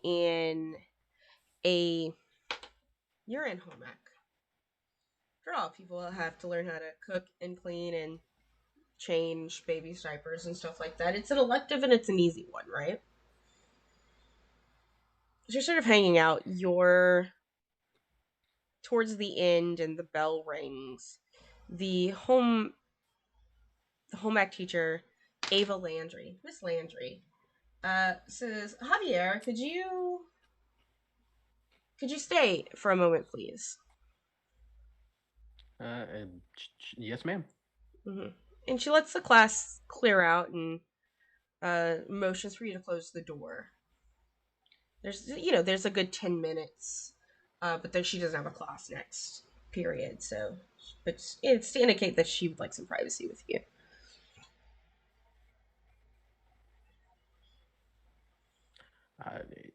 Is something wrong? I'm pretty sure I made the cookies just fine. Oh no, your cookies, honey, they were delicious. Absolutely. You have a very good use of butter. But that's sort of why I want to talk to you. You are an incredible student here at this school. You've got a very bright future ahead of you, even. Which is why I'm concerned with some of the company that you're keeping. And it isn't just me. The principal is as well. Your friend, Riley. Okay. Well, believe it or not, she's actually very smart. She's more than on multiple occasions helped me with my work. Definitely better mathematically. So I don't really see the issue. The issue is that you keep referring to Riley as a she. Yeah, because she's my girlfriend. The issue is that you keep referring to Riley as a she, and I am afraid that if things get too intimate, it could ruin some of your chances furthering your education. That's fine. I'm already smarter than most of you. I think I'll be fine. Well, this has been great. I'm gonna leave now. And you sort of see her take that pencil and her grade book out, and like you remember like those old school like grade books, that that have the squares. And she sort of picks it out, and you see her just kind of go through it, and she pulls an eraser and erases something and writes something else in it. Okay, then. Have a great day. Yep. He's gonna leave. I think he's gonna head off to the principal's office when he gets the chance. The principal is a priest. by the name of Monsignor. One second, trying to Monsignor Keith Ishmael. So sometimes I'll just call him Father Keith. And his door is open. And if you go in there, you'll even see that Mr. Kadir is there. And they're just having like a conversation. And they see you. And it's like, oh, Javier. Hi. I was hoping to have a talk about some possible scholarship opportunities. I need to have certain things signed by certain people. Which I mean, so I want to get out like an actual thing, like reference list, Mm-hmm. and I want to hand them my pencil or pen or whatever. Just leave them on my desk. We'll get to it. Oh, this is actually kind of important. It's at my mom's workplace, and I'm trying to deliver it by hand so they see. I don't know. It's kind of really critical. I don't have a whole lot of time. Neither do I. Leave it at the desk. I'm busy. Okay. You can have it by the end of the school day. It can wait till the end of the school day, correct? I suppose.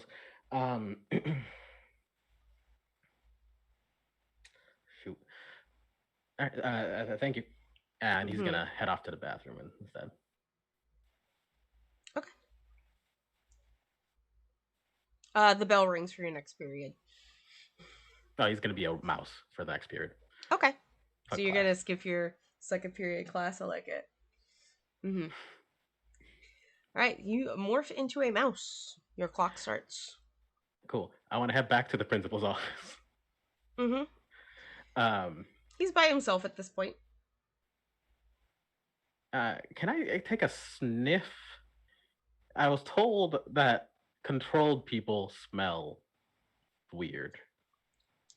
Well, yeah, there's a different entity inside of them, but you are a mouse, not a dog. Like, there's, like, mouse senses and dog senses are a completely different level of things. Yeah, I don't know. I was still curious. Mm-hmm. Either way, I want to go around the room as much as I can and just try to survey whatever I can, see if there's any evidence that he's communicating with the counselor in any specific way, stuff like that. Because I know the counselor is definitely a controller, and some of if there's any back and forth between them, that might be helpful.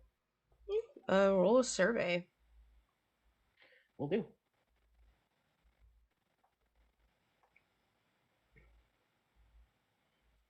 That's a 5. Yeah, you sort of go around and as far as correspondence go, it just seems that everything is school related. Okay. Right. So no real indication of whether he's a controller or not, just that he's kind of a dickhead priest. That's fair. I mean, you did kind of interrupt him and, like, demanded that he signs paperwork before he reads it. No, that was based on the comment of the previous teacher. Mm-hmm. Because she did mention him. All right, that's fair. I mean, I did my due diligence. I'm checking. I'm looking. I'm probably just gonna head back to class a little late. Cool. I have to pee. I'll be right back. Actually, let's all take a 5-minute break. How does that sound? We will take a quick 5-minute break, and we will come back here and thus continue. Everybody wave.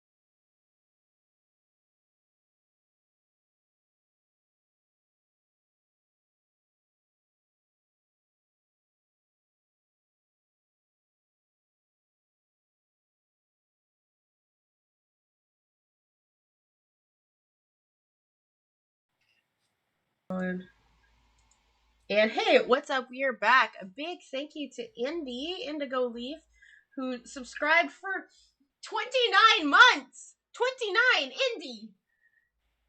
I've known you that long. And of course, we had Viv earlier with 12 months. Thank y'all so much. For just remember, those sub points are going to Extra Life. So I think we've had a total of what, $3 today, 3 subs. So that's super, super exciting. If y'all haven't DM'd me who you want to give stuff for, I'm just going to do it for the people who have the least. I believe that means I'm going to give one to Nick, and then I'm going to roll a d4 to see who else gets the other one, since y'all are all even at 1. And a 4 makes it Ollie. Right, so we went ahead and put those up there. Thank y'all so much for those subs as we continue on with this lovely school day of the consequences of actions that aren't really theirs or at any fault, but it's the 90s. And just to let y'all know, everyone else who's listening, we are kind of in a little subplot of 90s teenagers overcoming homophobia and transphobia. So if you are triggered by any of those things, just remember to take care of yourself and walk away. We have all had our check-in with each other to make sure that we're okay with this. Otherwise, let's continue. And I think we're going to go over to Tony, who at some point in the day is locker room day, right? Like homecoming is It's coming Monday. up. Yeah. Homecoming is coming up. So there's a lot of practice and stuff. And towards the end of your extended physical ed period, sometimes y'all tend to have it right before lunch, so that way you can kind of go into the lunch hour and not have to worry about like rushing to class, so you have time to shower and things like that, right? Totally. You sort of walk in and you hear, a gaggle of guys just having a good laugh, and it is very obvious. One of them, his name is Kyle, and Kyle was the second string quarterback, and now with Dimitri gone is the first string quarterback. And there is some laughter, and Sam is there, but Sam is looking a little bit uncomfortable with the laugh. But it's Kyle referring to the story about what happened over the weekend with the water sprinklers and them pulling the fire alarm. And they're laughing and making fun with some slurs tended towards queer folk. Just saying it out of the blue. And as soon as they kind of see you walk in, like, they wave at you, like, "Hey, Tony, what's up? You didn't come to bingo." To bingo? Yeah, I tried to call your mom, see if you wanted to come to bingo with us, but you apparently had gone out. Like, you've been hanging out with a lot of people lately that's not us. What's up with that? Just how it shook out, I guess. Sometimes you've gotta. So what happened at bingo? Oh, we totally got those queers soaked. We ran across the street and pulled the fire alarm, and it made the cops come. Yeah, too bad nobody got shot, right? Yeah, that would have been one less, right? Just like these dudes like talking to each other, and it's awful kind of thing. Sam is not participating in the conversation, but he's also not stepping up. So Tony is an eloquent. Tony is going to do the stupidest thing I think I've had him do, and would not be my reaction, but he's actually going to be punching Kyle. Yes! Roll a wreck. Do it. Hit him. Punch him.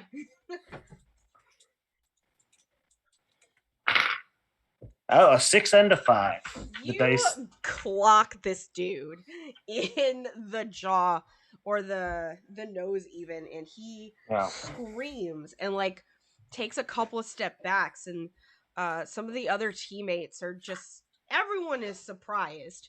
And one of the junior league kids looks at you. It's like, "Tony, what the fuck, man? Why'd you do that?" Yeah, Is he this needs what- his nose. Like we've already lost one quarterback. What the hell are you doing? Like they're all like ganging up and yelling at you. Really? That's how you're going to lead a team? You're going to just go and attack other people who can't defend themselves? I'm just following your example. He kind of like wipes like the blood from his nose and he stands up and he's like, I can defend myself just fine. And he throws his fist up and there's the fight, fight, fight, fight, fight, fight, fight. And I'm gonna need you to roll a body resist roll as he Okay. yeah. Roll high. Are we able to see the fight? Like this It's is in like the locker room. Oh. It's in like the field house. No, So- Tony didn't wait to call him out at the end of the day. Yeah, it's in the field house. Yeah. Why do my dice not like resistance checks? That's only a 4. That's a partial success though. You will take stress from this, so you will take the 2 stress from it. But he goes to swing at your nose, just sort of like how you did, but you're able to like dodge it, and he just sort of like glances across like your face, and instead you kind of get like a bop to your ear that kind of throws you off a little bit. But what are you gonna do in return as he's in your proximity? Wish I had rolled higher. Nah, he's just gonna go for it. He's had a lot of shit going on right now. My brain is like, no, don't, but no. Mm-hmm. Tony's not me. Yeah, Tony's having a moment. Yeah. Yeah, he's just going to go. He's technically really needed to cut loose anyway. And so he's going to keep fighting. Yeah, do it. Okay. Apparently I've chosen, my dice have chosen violence for me. That's another 6. Yes. He says, look, you figure out, you lead the team, but stop just attacking other folk. How do you physically hit this guy? Like, how do you? He's going right for the I think just said the solar plexus. He's going right to knock the wind out of him. Yeah. Oh, you do that, and he is like breathes out and like gasps for air, right? And it's around this time that the team like grabs at like both of you to pull each other off of you, and still like rearing to go. Like Sam's got you, and some of the junior varsity has everyone else, and this is the time that your coach runs in. He's like, what is going on in here? And like sees like both of you bleeding kind of thing. And he is like, yeah, principal's office now. And he's gonna escort you both there. And Riley, because you're probably out there doing band shit. Like y'all probably heard the commotion from like the bleachers, like where y'all are practicing, and everyone is like, you hear like the tuba player go, "Oh shit, Kyle's nose is busted. Oh, is that they got Tony too?" Ooh, and the collective teen, ooh, like noise of like you're in trouble kind of bullshit, and you see them like essentially being escorted to the main school building because people got into a fight.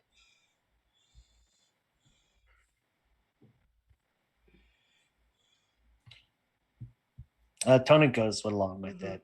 He knows he did it bad. Yeah. It was justified, but as far as y'all going to the principal's office and stuff, it is kind of funny because Javier, you're also still in there as a mouse. oh. And like you hear some footsteps like approaching, and the door kind of swings open, and the coach is yelling, "You sit right here while I go get Father Keith," kind of thing. And they both sort of sit, and you can see Kyle's just gripping the chair like he wants to like tear Tony's face off. Sort of thing. And like you can tell it's Tony that's in the room. I speak to his mind. Hey, are you okay? Tony's gonna kind of give a nod and just glare at Keith. Mm-hmm. I'm in the corner as a mouse. Do you want me to bite him or something? Like, what's going on? That's fine. Why are you laughing? This doesn't look funny, man. Fucking nose. Oh, you'll be fine. I'm not gonna be fine. How am I supposed to wear my helmet guard? God, I've already had a concussion. Jeez, shit. Like, this is when the father walks in and gives y'all both a stern lecture about not fighting teammates and all of that, no matter what the reason. And, gives you both detention. After school detention. Starting tomorrow. Not today, because obviously you have to, like, inform parents and stuff. And if another incident comes, then y'all are both banned from the homecoming dance. Not the game. He needs your athletes for the game. The game. But definitely from the dance. Thanks. Mm-hmm.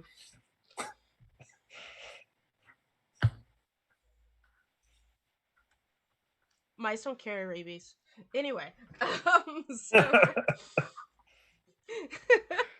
They're too small, so they don't have enough, the body temperature isn't high enough to incubate. Sorry, I know random things about what animals can carry rabies or not. That's why I am a prone defendant of the opossum, okay? Like, my favorite trash baby. Anyways. When they're not, like, trying to rip your face off. Well, don't get in their space and they won't rip off your face. Okay? Just let him have his garbage. It's fine. Anyways, so yeah, y'all get some after school detention for the next week. I have 2 questions real quick. Sorry. Mhm. Javier, have you told anyone about your plan as to what you're planning to do here in the school? I think, yeah, especially when I was a mouse, because I think I reached out to whoever was within range. I was like, hey, I'm trying to investigate the principal right now, hoping to get his body soon so I can look into the records more deeply. Okay. Also, does anyone know who's in charge of the ballot box for Homecoming King and Queen? And the second thing, if I go and extend my hand to shake it with the principal, does he shake my hand? Yeah, he shakes your hand. Okay, I will acquire him then. My boy. Okay, you go to, like, acquire the principal. Y'all are so fucking problematic. Yeah. You go to acquire the principal. And Kyle is still in the room. And kind of looks to, like, the both of you as the principal sort of glazes over. I bite him. Hold up. And he just sort of, like, leans into Tony. It's like, is he having a stroke? What's going on? I don't know. And you pull away, and yeah. Father Keith is like, why are you still here? You're dismissed. I will go ahead and leave. Mm-hmm. And Kyle kind of follows suit, and he has pride in his nose broken. And the bell rings, and fourth period or lunch, we'll even say lunch, comes about. So, Javier, you don't have a lot of time left. Yeah. Yeah, you better get yourself changed. That clock ticking.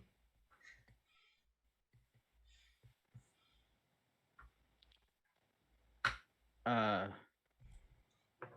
the halls are full with students going to lunch. So, are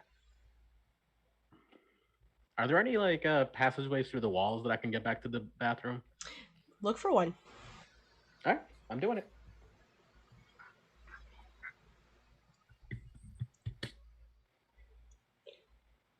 That's a 6. I'm really glad I upgraded survey. Mm-hmm.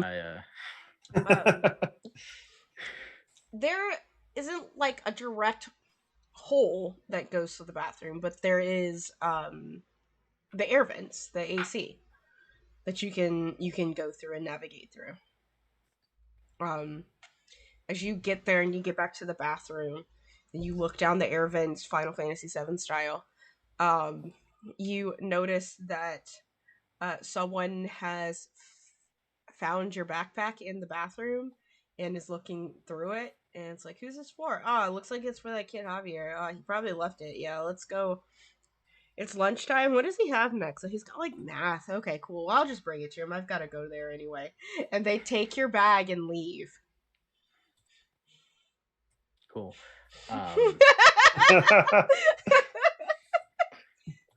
Cool. Can I try to drop down on them as a mouse before they leave to see if I can scare them away without the bag? Get them to drop it and run away. Like if a big ass mouse falls on my head, I'm out. I'm out. I'm out. Yeah, go ahead, and I'm going to almost do this as like if it was a intimidate, so it would be like a command roll. Horrific. Mm-hmm. I'm telling them to get out of my bathroom. Leave my bag. Mm-hmm. That's a 5. That's a 5. That is success. You follow one of these guys' sayings, and they're like, "Oh shit, a mouse!" And like your bag kind of like goes into the air with you on it. Roll a body resistance, please. Okay. My body is no longer garbage. So.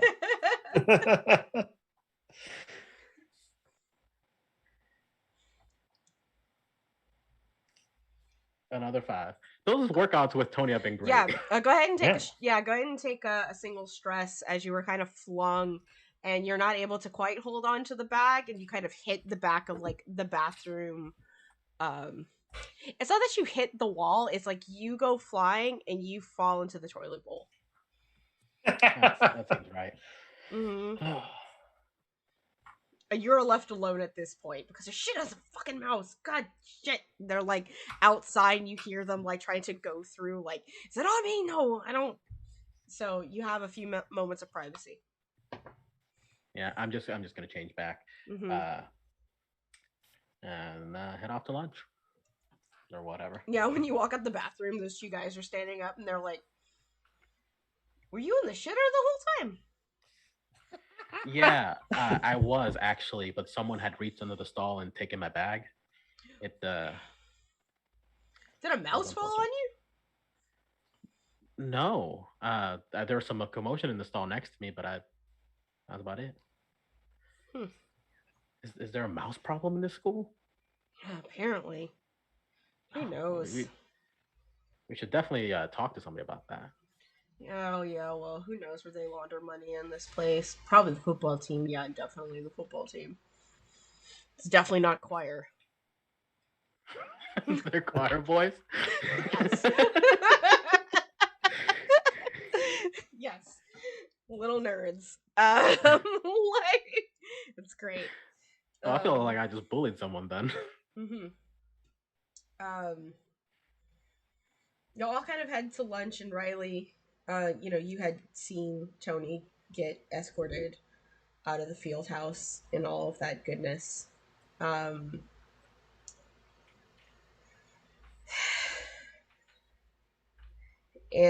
pretty soon it kind of comes back to you, not Fur, because there's some football players that sort of come out and they talk to some of the band kids, and you do figure out that it's because Tony got into a fight with Kyle, and they're like, is Tony touched? Do you think that's why? And, the tuba player is like, I mean, it could be. Why else would he get mad about it?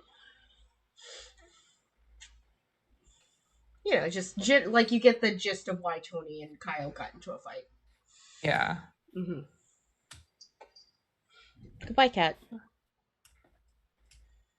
Heading for lunch. I'll keep an eye out for Tony. I'm gonna look for Javier as well, though.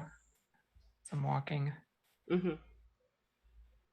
Yeah, the two of you kind of know where to meet, where y'all hung out normally, so it's not weird for y'all to go to the same place for lunch with the other magic kids. As I find them all in, like, you really shouldn't be doing that without backup.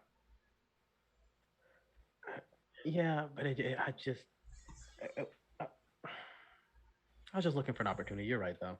I didn't think ahead. I, but Tony, he I got heard. it. I saw him walking from the field house. Oh, yeah, he got in trouble, but also he got the principal. Uh, isn't that great? I mean, now we can have access to the records. We can figure out more about the counselor, and you just see him like cogs are turning in his head that are like, yes, this is good. Nothing bad at all has happened today. It's such a huge risk. He was alone when he did it, right?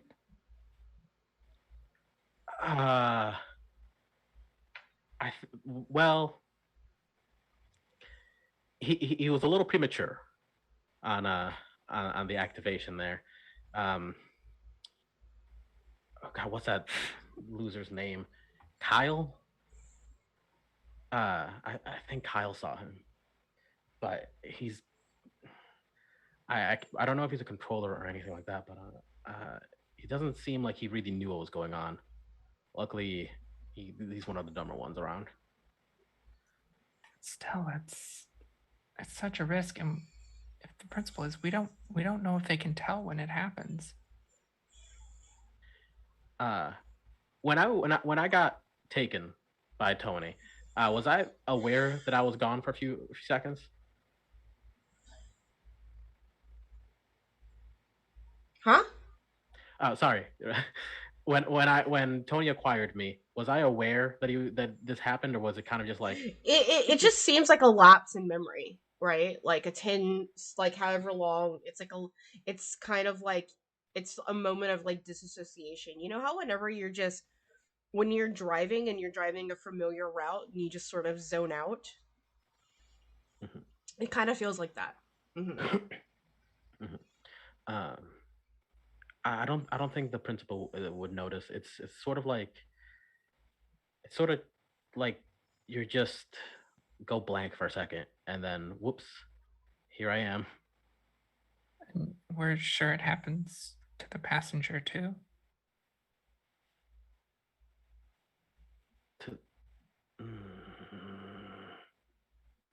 It's something we never asked.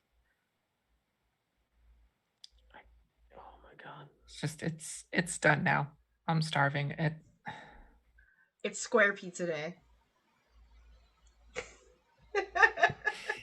Why the square pizza? This was just meant to be a bad day. Or it could be the chicken nuggets and mashed potato day.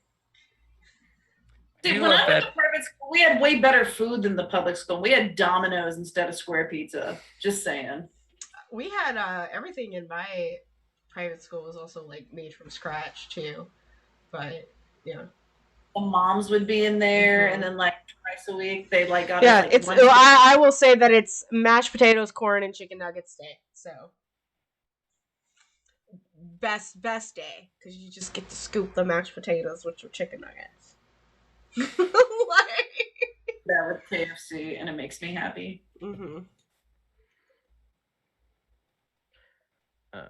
Javier is doing a horrible demonic thing where he uses the fork and knife still to cut up his chicken nugget and dip it and eat it. Yeah, Riley, you definitely notice, there are people who, whenever they sort of walk by, especially the adults, give the two of you, like, the side eye. You're hyper aware of stuff like that, so now it's... Yeah, well, Javier is just blissfully eating chicken nuggets with a knife and fork. You're definitely the one that sort of notices it. Just sort of like Heather notices it, and it's already getting to the point. Heather, you might even notice there's some side eyes going Penelope's way. What am I doing for lunch? Am I sitting with anybody, or Penelope's sitting with Riley and Javier. with her lunchbox. She doesn't eat lunch from here. Heather's gonna go ahead and go over and plop down at the table with everybody else. Welcome to Reject Land, y'all. Yeah, I will lean over at Javier and just quietly say, it didn't take long. It seems like your social standing's already hurting being around me. Yeah, some dumb home ec teachers talking crap. It's fine. What did she say? Just that you know, she mentioned that you sometimes attract attention, and it might be bad attention. That's it. That's it. It's not a big deal. Riley gives him a long look at that, knowing that can't possibly be the extent of it. That's all she said. You need to learn to lie better, boy. She has said far worse things than that to my face. Well, nothing else she said really mattered. I mean, nothing she said mattered at all, honestly. Like I told her, I'm smarter than she is, so I don't need to listen to what she's telling me. I'm sure she took that well. She is by far the one at the school who hates me the most. Well, you know, if you wanted to get back at her, it is homecoming week. And, you know, TPing and egging isn't really out of the question this week. Ain't wrong. It's almost like you And, have special powers that will allow you to be I was just affected. thinking, well, we could, Penelope's found like her inner bad girl. Oh man. because Riley is imagining a bald eagle TPing a house, and you can really get that paper in place. Eagle shit on the car. Actually, there's also senior prank, just straight up with your powers. You can really I'm just saying, it being homecoming week, I mean, worse is going to happen. It's not going to immediately attract attention to you. Anyone this week would take advantage of it. Surprisingly, no one messes with anything at my house. You have like My daddy tried to 14 shoot dogs. somebody once. Oh, it's not the dogs you gotta worry about. Maybe What, real quick, y'all. Sorry, Party Wife Games. Thank you for the raid. Go ahead, continue. Sorry.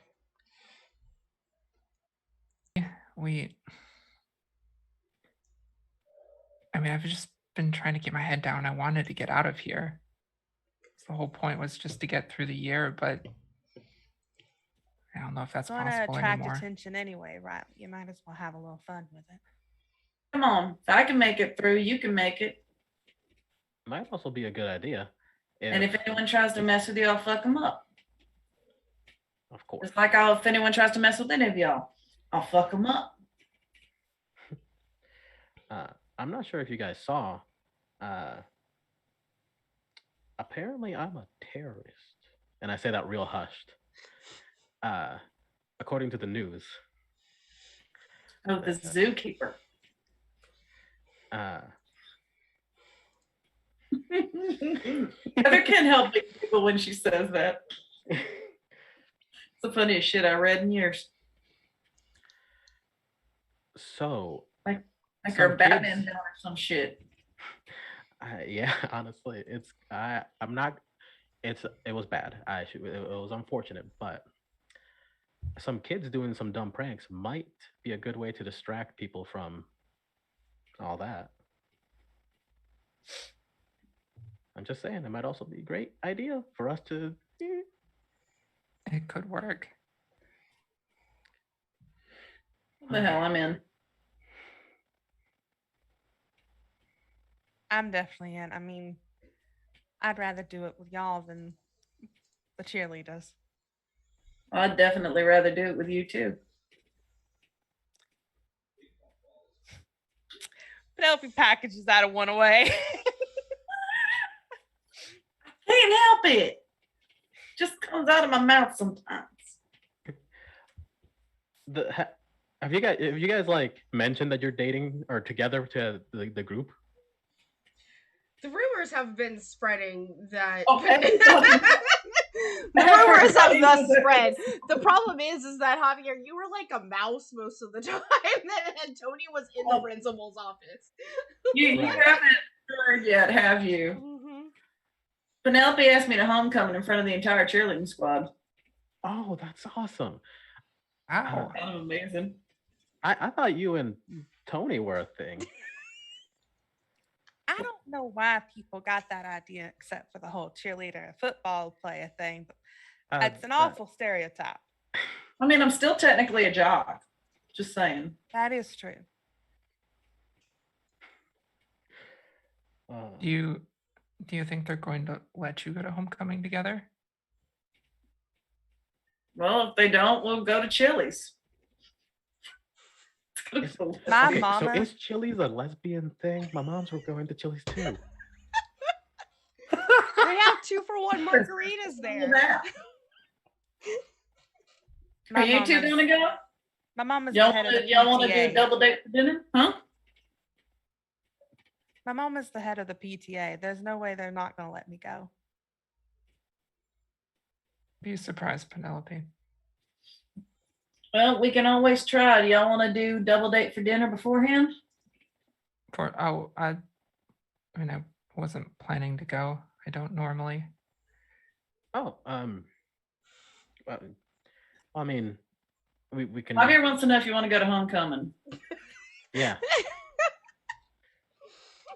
Riley, you got to go. I need someone to help me pick out a dress. If I go, it's just going to be a big deal with the teachers. No matter what I do, who I go with, it's none of their damn business. Riley, you're getting out of here really quick. So soon, before you even know it. Stick it to him one last time. And do it with us. Middle fingers up. I'll look at Javier. Does he look like he wants to go? What's his reaction to this conversation?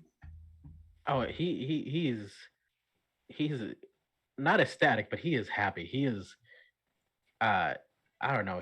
Everything about this, he feels very accepted in a community that he doesn't even know what community he's a part of at this point, but he's happy to be here, and he's happy to be here with you. That's so gay and cute.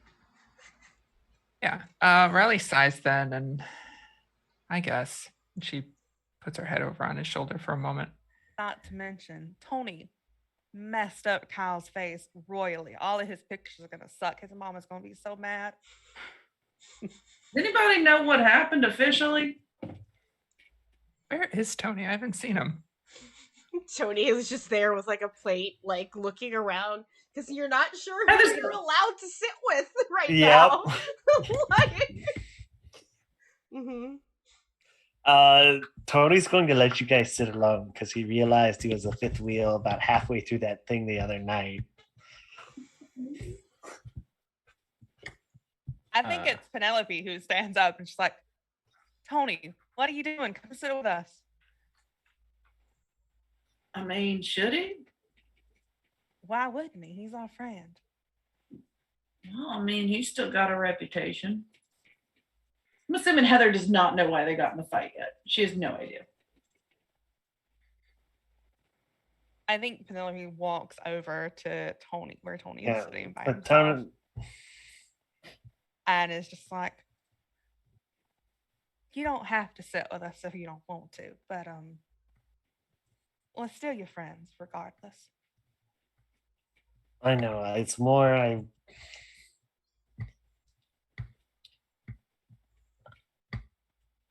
Thank you. Good job with Kyle, by the way. And she just winks and turns back and goes back to the table.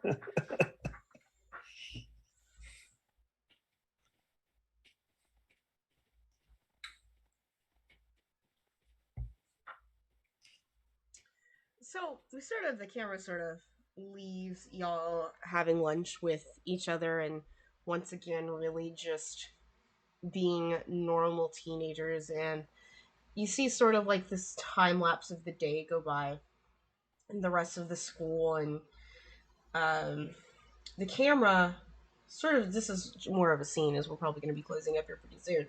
The camera sort of pans into a typical suburban house as a car pulls up, and Miss Landry and her husband get out of the car.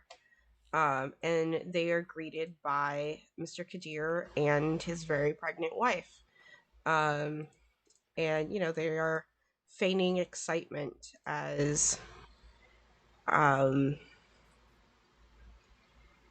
sometimes people just need to go to dinner with other adults and other teachers, right? And just sort of feign an excitement as they go in, and you kind of see through the window these two teachers, like the staff members, having just a typical dinner with each other, as the camera just kind of slowly pans out as you see Kadir just going to lower the blinds. And I think that's where we will leave today off, with that, and go to our leveling. Tony, no desperate actions. Yes. Did you tackle a No. challenge and head on with righteous violence or fury? Yes, I think so. Yeah, definitely. You punched some dude in the face. We'll go with that. That's one. Second time? I think he tried to show fury when he tried to cross the street and get up in the faces of the. Yeah, you definitely tried. You don't have to succeed. You just have to try. It was definitely righteous. Okay. I will give you 2 for that. Cool. Did you express your beliefs, drives, heritage, or background at any point? It merges into the other one, sadly. But one of his big, what I was trying to get across is he thinks people should be treated fairly. He just wants, Yeah, no, that's fair. You definitely get 1 for that. You definitely think people should be treated fairly, for sure. You got a 4th one? You think you can squeeze out of that? What's Anything your happened? drive? Yeah, anything happened at the bar? Or your virtue? I mean, what's your virtue? my virtue is fun. You did come to the Like, bar. cool. You're You're even gonna fun. dance for a second there. Yeah, I mean, you did Yeah. try to have fun, and like you came out with your friends, even though like I'm pretty sure Tony's going through it right now. I so- would even say A that little bit. moment. I would even say that moment where you were just like, I realized I was being a fifth wheel, so I'm not gonna go sit with them, is also a moment of sort of your beliefs, right? Oh, Like, Yeah, that's true. mhm. So you definitely get 4 total. Did you Okay. struggle with your virtues or traumas during Not this session? this time. You definitely didn't Um, choose fun over anything. And as far as your trauma goes, didn't quite go with that yet. So I think we'll go ahead and skip over that one for today. So you have 4 total. All right, our Joker. All right, Penelope, did you tackle a challenge with ensuring the group remains in good morale or rationale?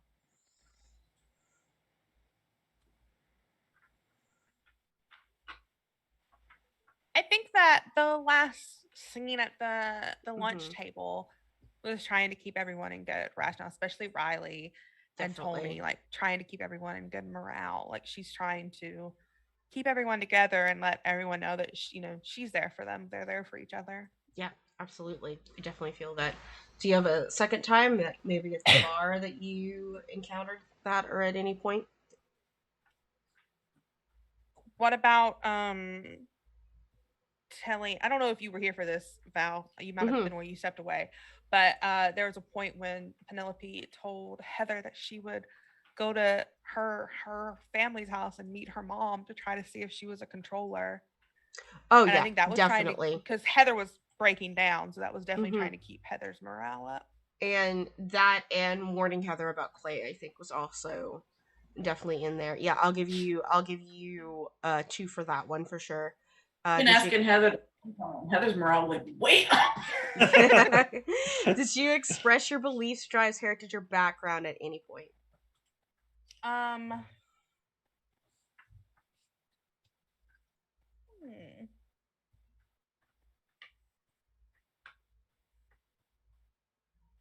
Saying that your parents weren't those kinds of Christians. Okay. Yeah, It's definitely sure. an expression of your background. Yeah.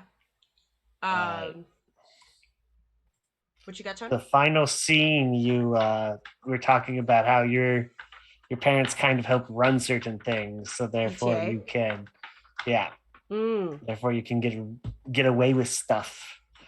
Flaunting that privilege, I like it. For the good of mankind, of all kind. Yeah, I'll give you 4 for that one. Did you struggle with issues from your virtues or trauma during this session?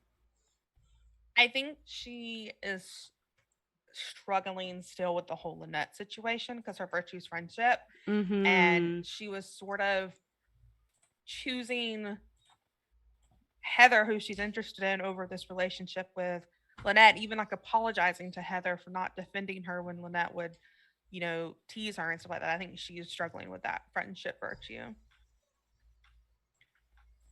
Yes, because I'll give it to you. She would have stayed silent or something like that. Yeah, I will. It's a struggle to choose between your crush and your bestie, because there is also that struggle of seeming as normal as you can in front of someone that you know that is a controller. Yeah. So it is a possibility you chose the friendship over being on someone's radar. She might be on a radar. Like, kind of thing. All right, yo, that's 5. Go ahead. Get it, Penelope. All right, our prince. Okay, did you tackle a challenge that keeps the group united and active against your foes? Not particularly. I don't think this roundabout. Anyone has any arguments on that one? You kind of were the drive to bring Riley and I along.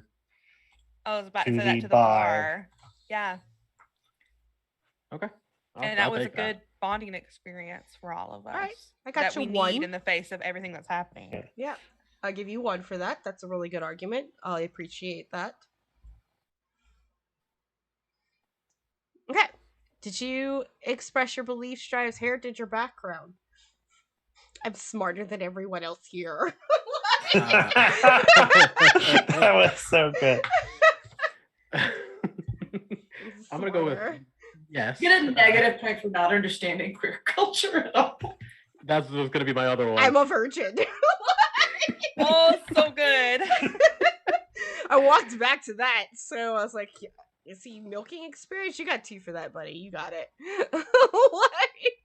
Hi, Mom! The innocence. It's like, oh yeah, I'm super, super physically, like, smart, but, like, socially smart, honey. Like, you need more... Physically smart and willing to murder people, but... I mean, that might go into the not socially smart. Right. Did you struggle with issues from your virtues or traumas? My virtue is ambition, and I think I definitely leaned into it a bit, trying to, even while just having a regular day at school, still get intel and kind of keep pushing that, even though it kind of did put us at risk. It wasn't a particular struggle. Like, you need to tell me how it's a struggle. Like, how did you struggle with that? Like, with Penelope, she made she struggled with her virtue. Like, that was a hard choice for you. Whereas if you're like, this is just what Javier does. Yeah, no, I think the struggle came in afterwards with Riley when she was like, hey, that was bad. You put us in danger. I think that's kind of where the struggle comes from him. Just realizing that was all a mistake. Everything he did was wrong. Okay, so you have 4. Sweet, thank you. You're welcome. I am a kind and generous storyteller. It's not because I'm not sending y'all into space or time travel soon. No. So awesome. All right, let's go to Riley, our first strain. Did you tackle a challenge with clever morphing or empathy? No morphing. But for I can actually see it over there. But for empathy, the first one was deciding to cave in and go to the dance because Javier and everyone else wanted to go. Yeah, I can see that for sure. The second one, You're muted all of a sudden. I don't know why that happened.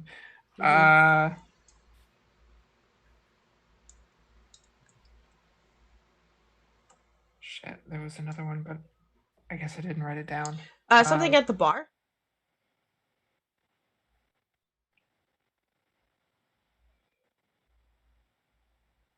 I want to say yes, but I can't remember precisely what it is. Y'all want to give Riley some help?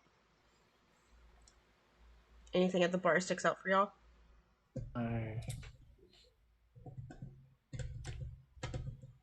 Honestly, just putting up with Javier is Empathy. Funny thing is, I was going to suggest the same thing. Smacking them. Yeah, I mean, just I know Anna and Riley were both face palming the whole time. So.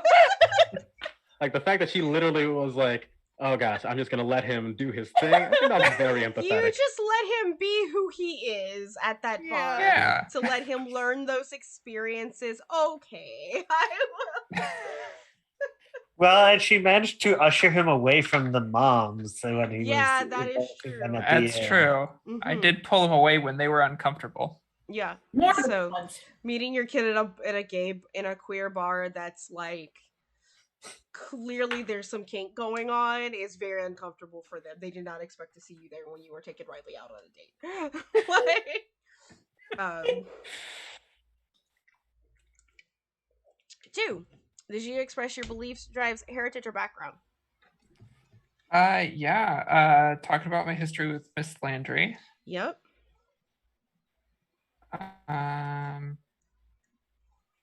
The talking to Penelope about when she was saying that they'll let her go to prom because her mom's head of the PTA, and I was like, well, you'd be surprised, sort of thing. Yeah, for sure. You got 2 for that one. Struggle with your vices or virtues or any traumas. And it has to be like official game trauma, right? Yeah. Mm-hmm. Okay. Well, I don't have any official game trauma. The thing I was thinking for that was about struggling with not going to the dance because of the transphobia she expects, but that's not a game trauma. Nope. All right, so you have a total of 4. And last but not least, Yay. our other restrain. Clever morphing or empathy.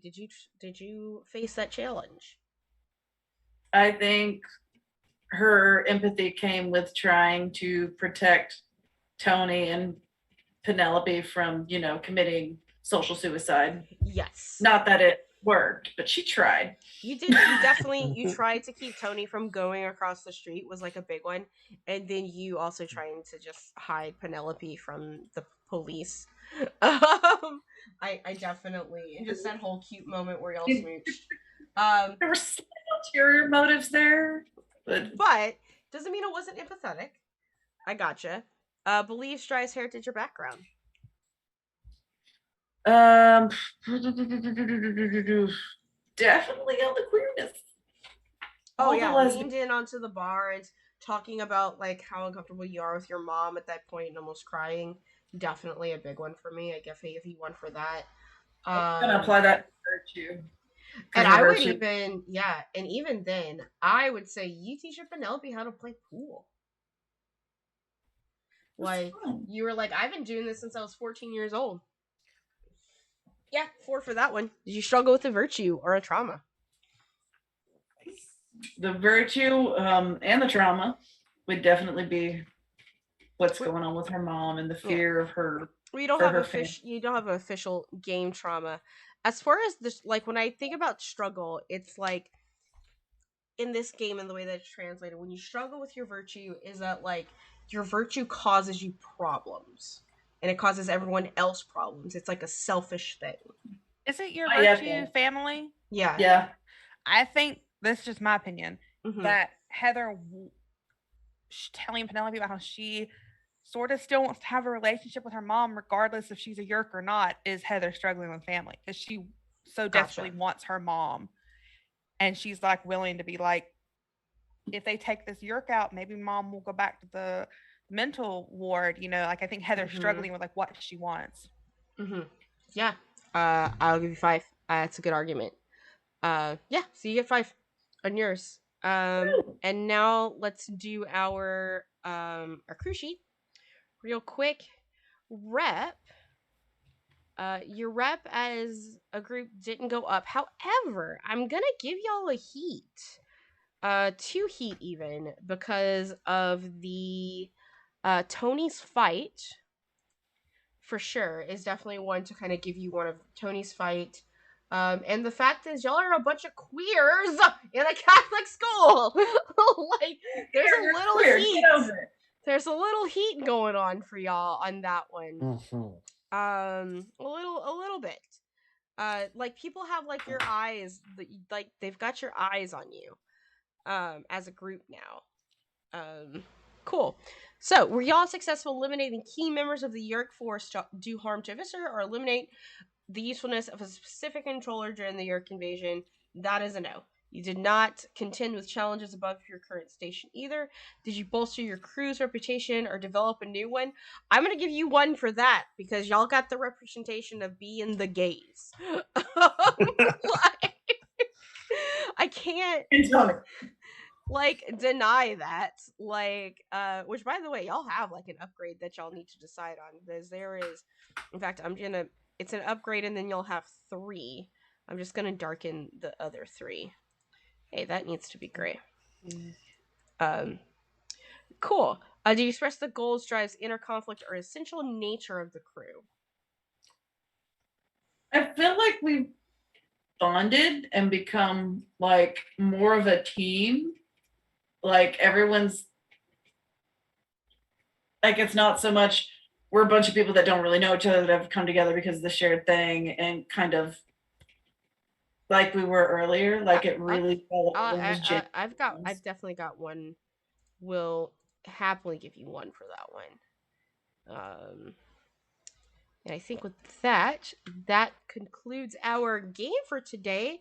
Cool beans. So, as far as the rest of the week goes, we have a nice, lovely weekend with some games. First, you can catch us back on Friday at 1 p.m. Pacific Standard Time as we have our mask campaign run by my friend Rendis over at Party Wipe Games. We'll be running Deliver Us from Evil. We're in our 3rd episode with that. And then on Saturday at 1:30 Pacific Daylight Time, we are premiering the 3rd season of our Dragon Age campaign in Darkness and Broken. Be sure to tune in because there's something really cool that's going to happen. Like the coolest thing will happen. And it has something to do with the Iron Bowl. Just a heads up on that one. So that's a little teaser for y'all. And then other than that, you can catch us back here on Wednesdays and follow me on Twitter and Twitch as Valdragans, obviously. And if you are still interested, there are like 4 spots left in our Extra Life campaigns. There's a spot in Pathfinder. There are 2 spots left in a Persona RPG and a spot left in a Kobold only D&D 5e campaign. So if you are interested in signing up for any of those games, join the Discord and check out Casting Calls to do that worksheet. We should be going into our session zeros very soon for this. This is the first weekend in November. Everyone else, while I pee, go around in the opposite direction, of course, starting with Nixie, and tell us where we can find you on the internet in the next 7 days. I'm gonna pee. Hey, I'm Nix. You can find me on my occasionally used Twitter at Inky Phoenix. And this is pretty much it. I play this game, and all my other ones are in person. So if you do have an online game and want to grab me in with my weird role playing, go for it. You can find me on the internet as on Twitter at Cryptid Delta, and YouTube. We also have a YouTube called Delta Cryptid Productions, and it's mostly just a podcast of me and my wife right now. But we're gonna have 2 actual plays going up on there real soon. One is a D&D 5e, and the other one is a Terramaya actual play, which is a game I created from scratch. It's you get to watch us play and decide that some rules should be changed on the spot, but that's okay. Otherwise, yeah, that's everything I got digitally. I'm Katie. You can find me on the internet at Katie Face, mostly everywhere. Anything that I'm involved with and doing, I post on my Twitter. It's a lot of shit posts lately because I'm going through it mentally. So enjoy that. Yeah, that's where you can find me. I'm Nick. I'm on Twitter at @fell_strike. Not doing any actual plays right now besides this one either. Yeah.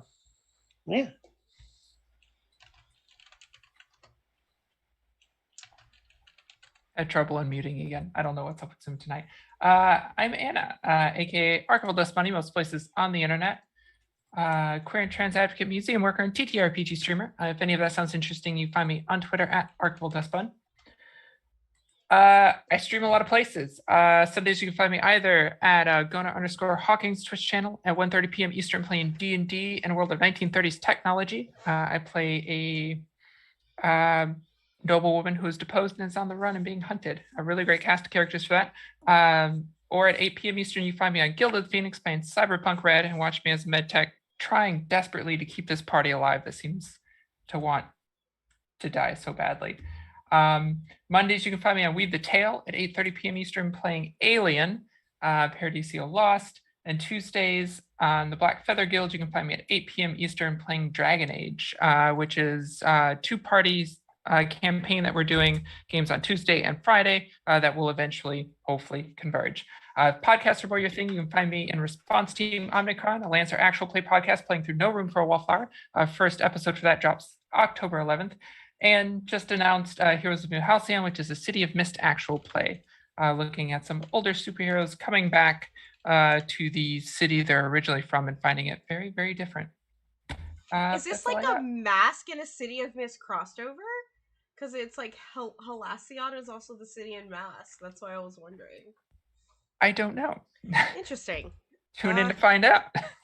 Okay, I am trying to find someone to raid. There's a couple of people who tend to have their things just blocked for obvious reasons, so let's just find someone to give some love to real quick.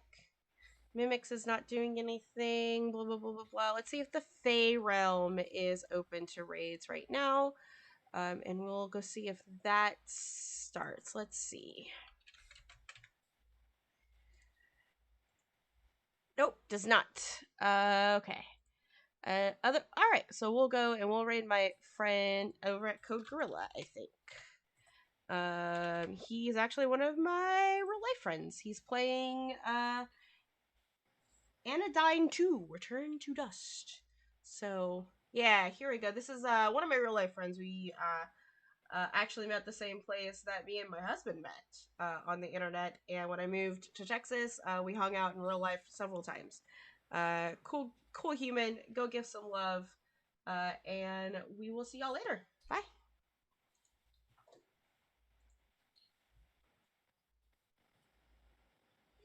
Okay, friends.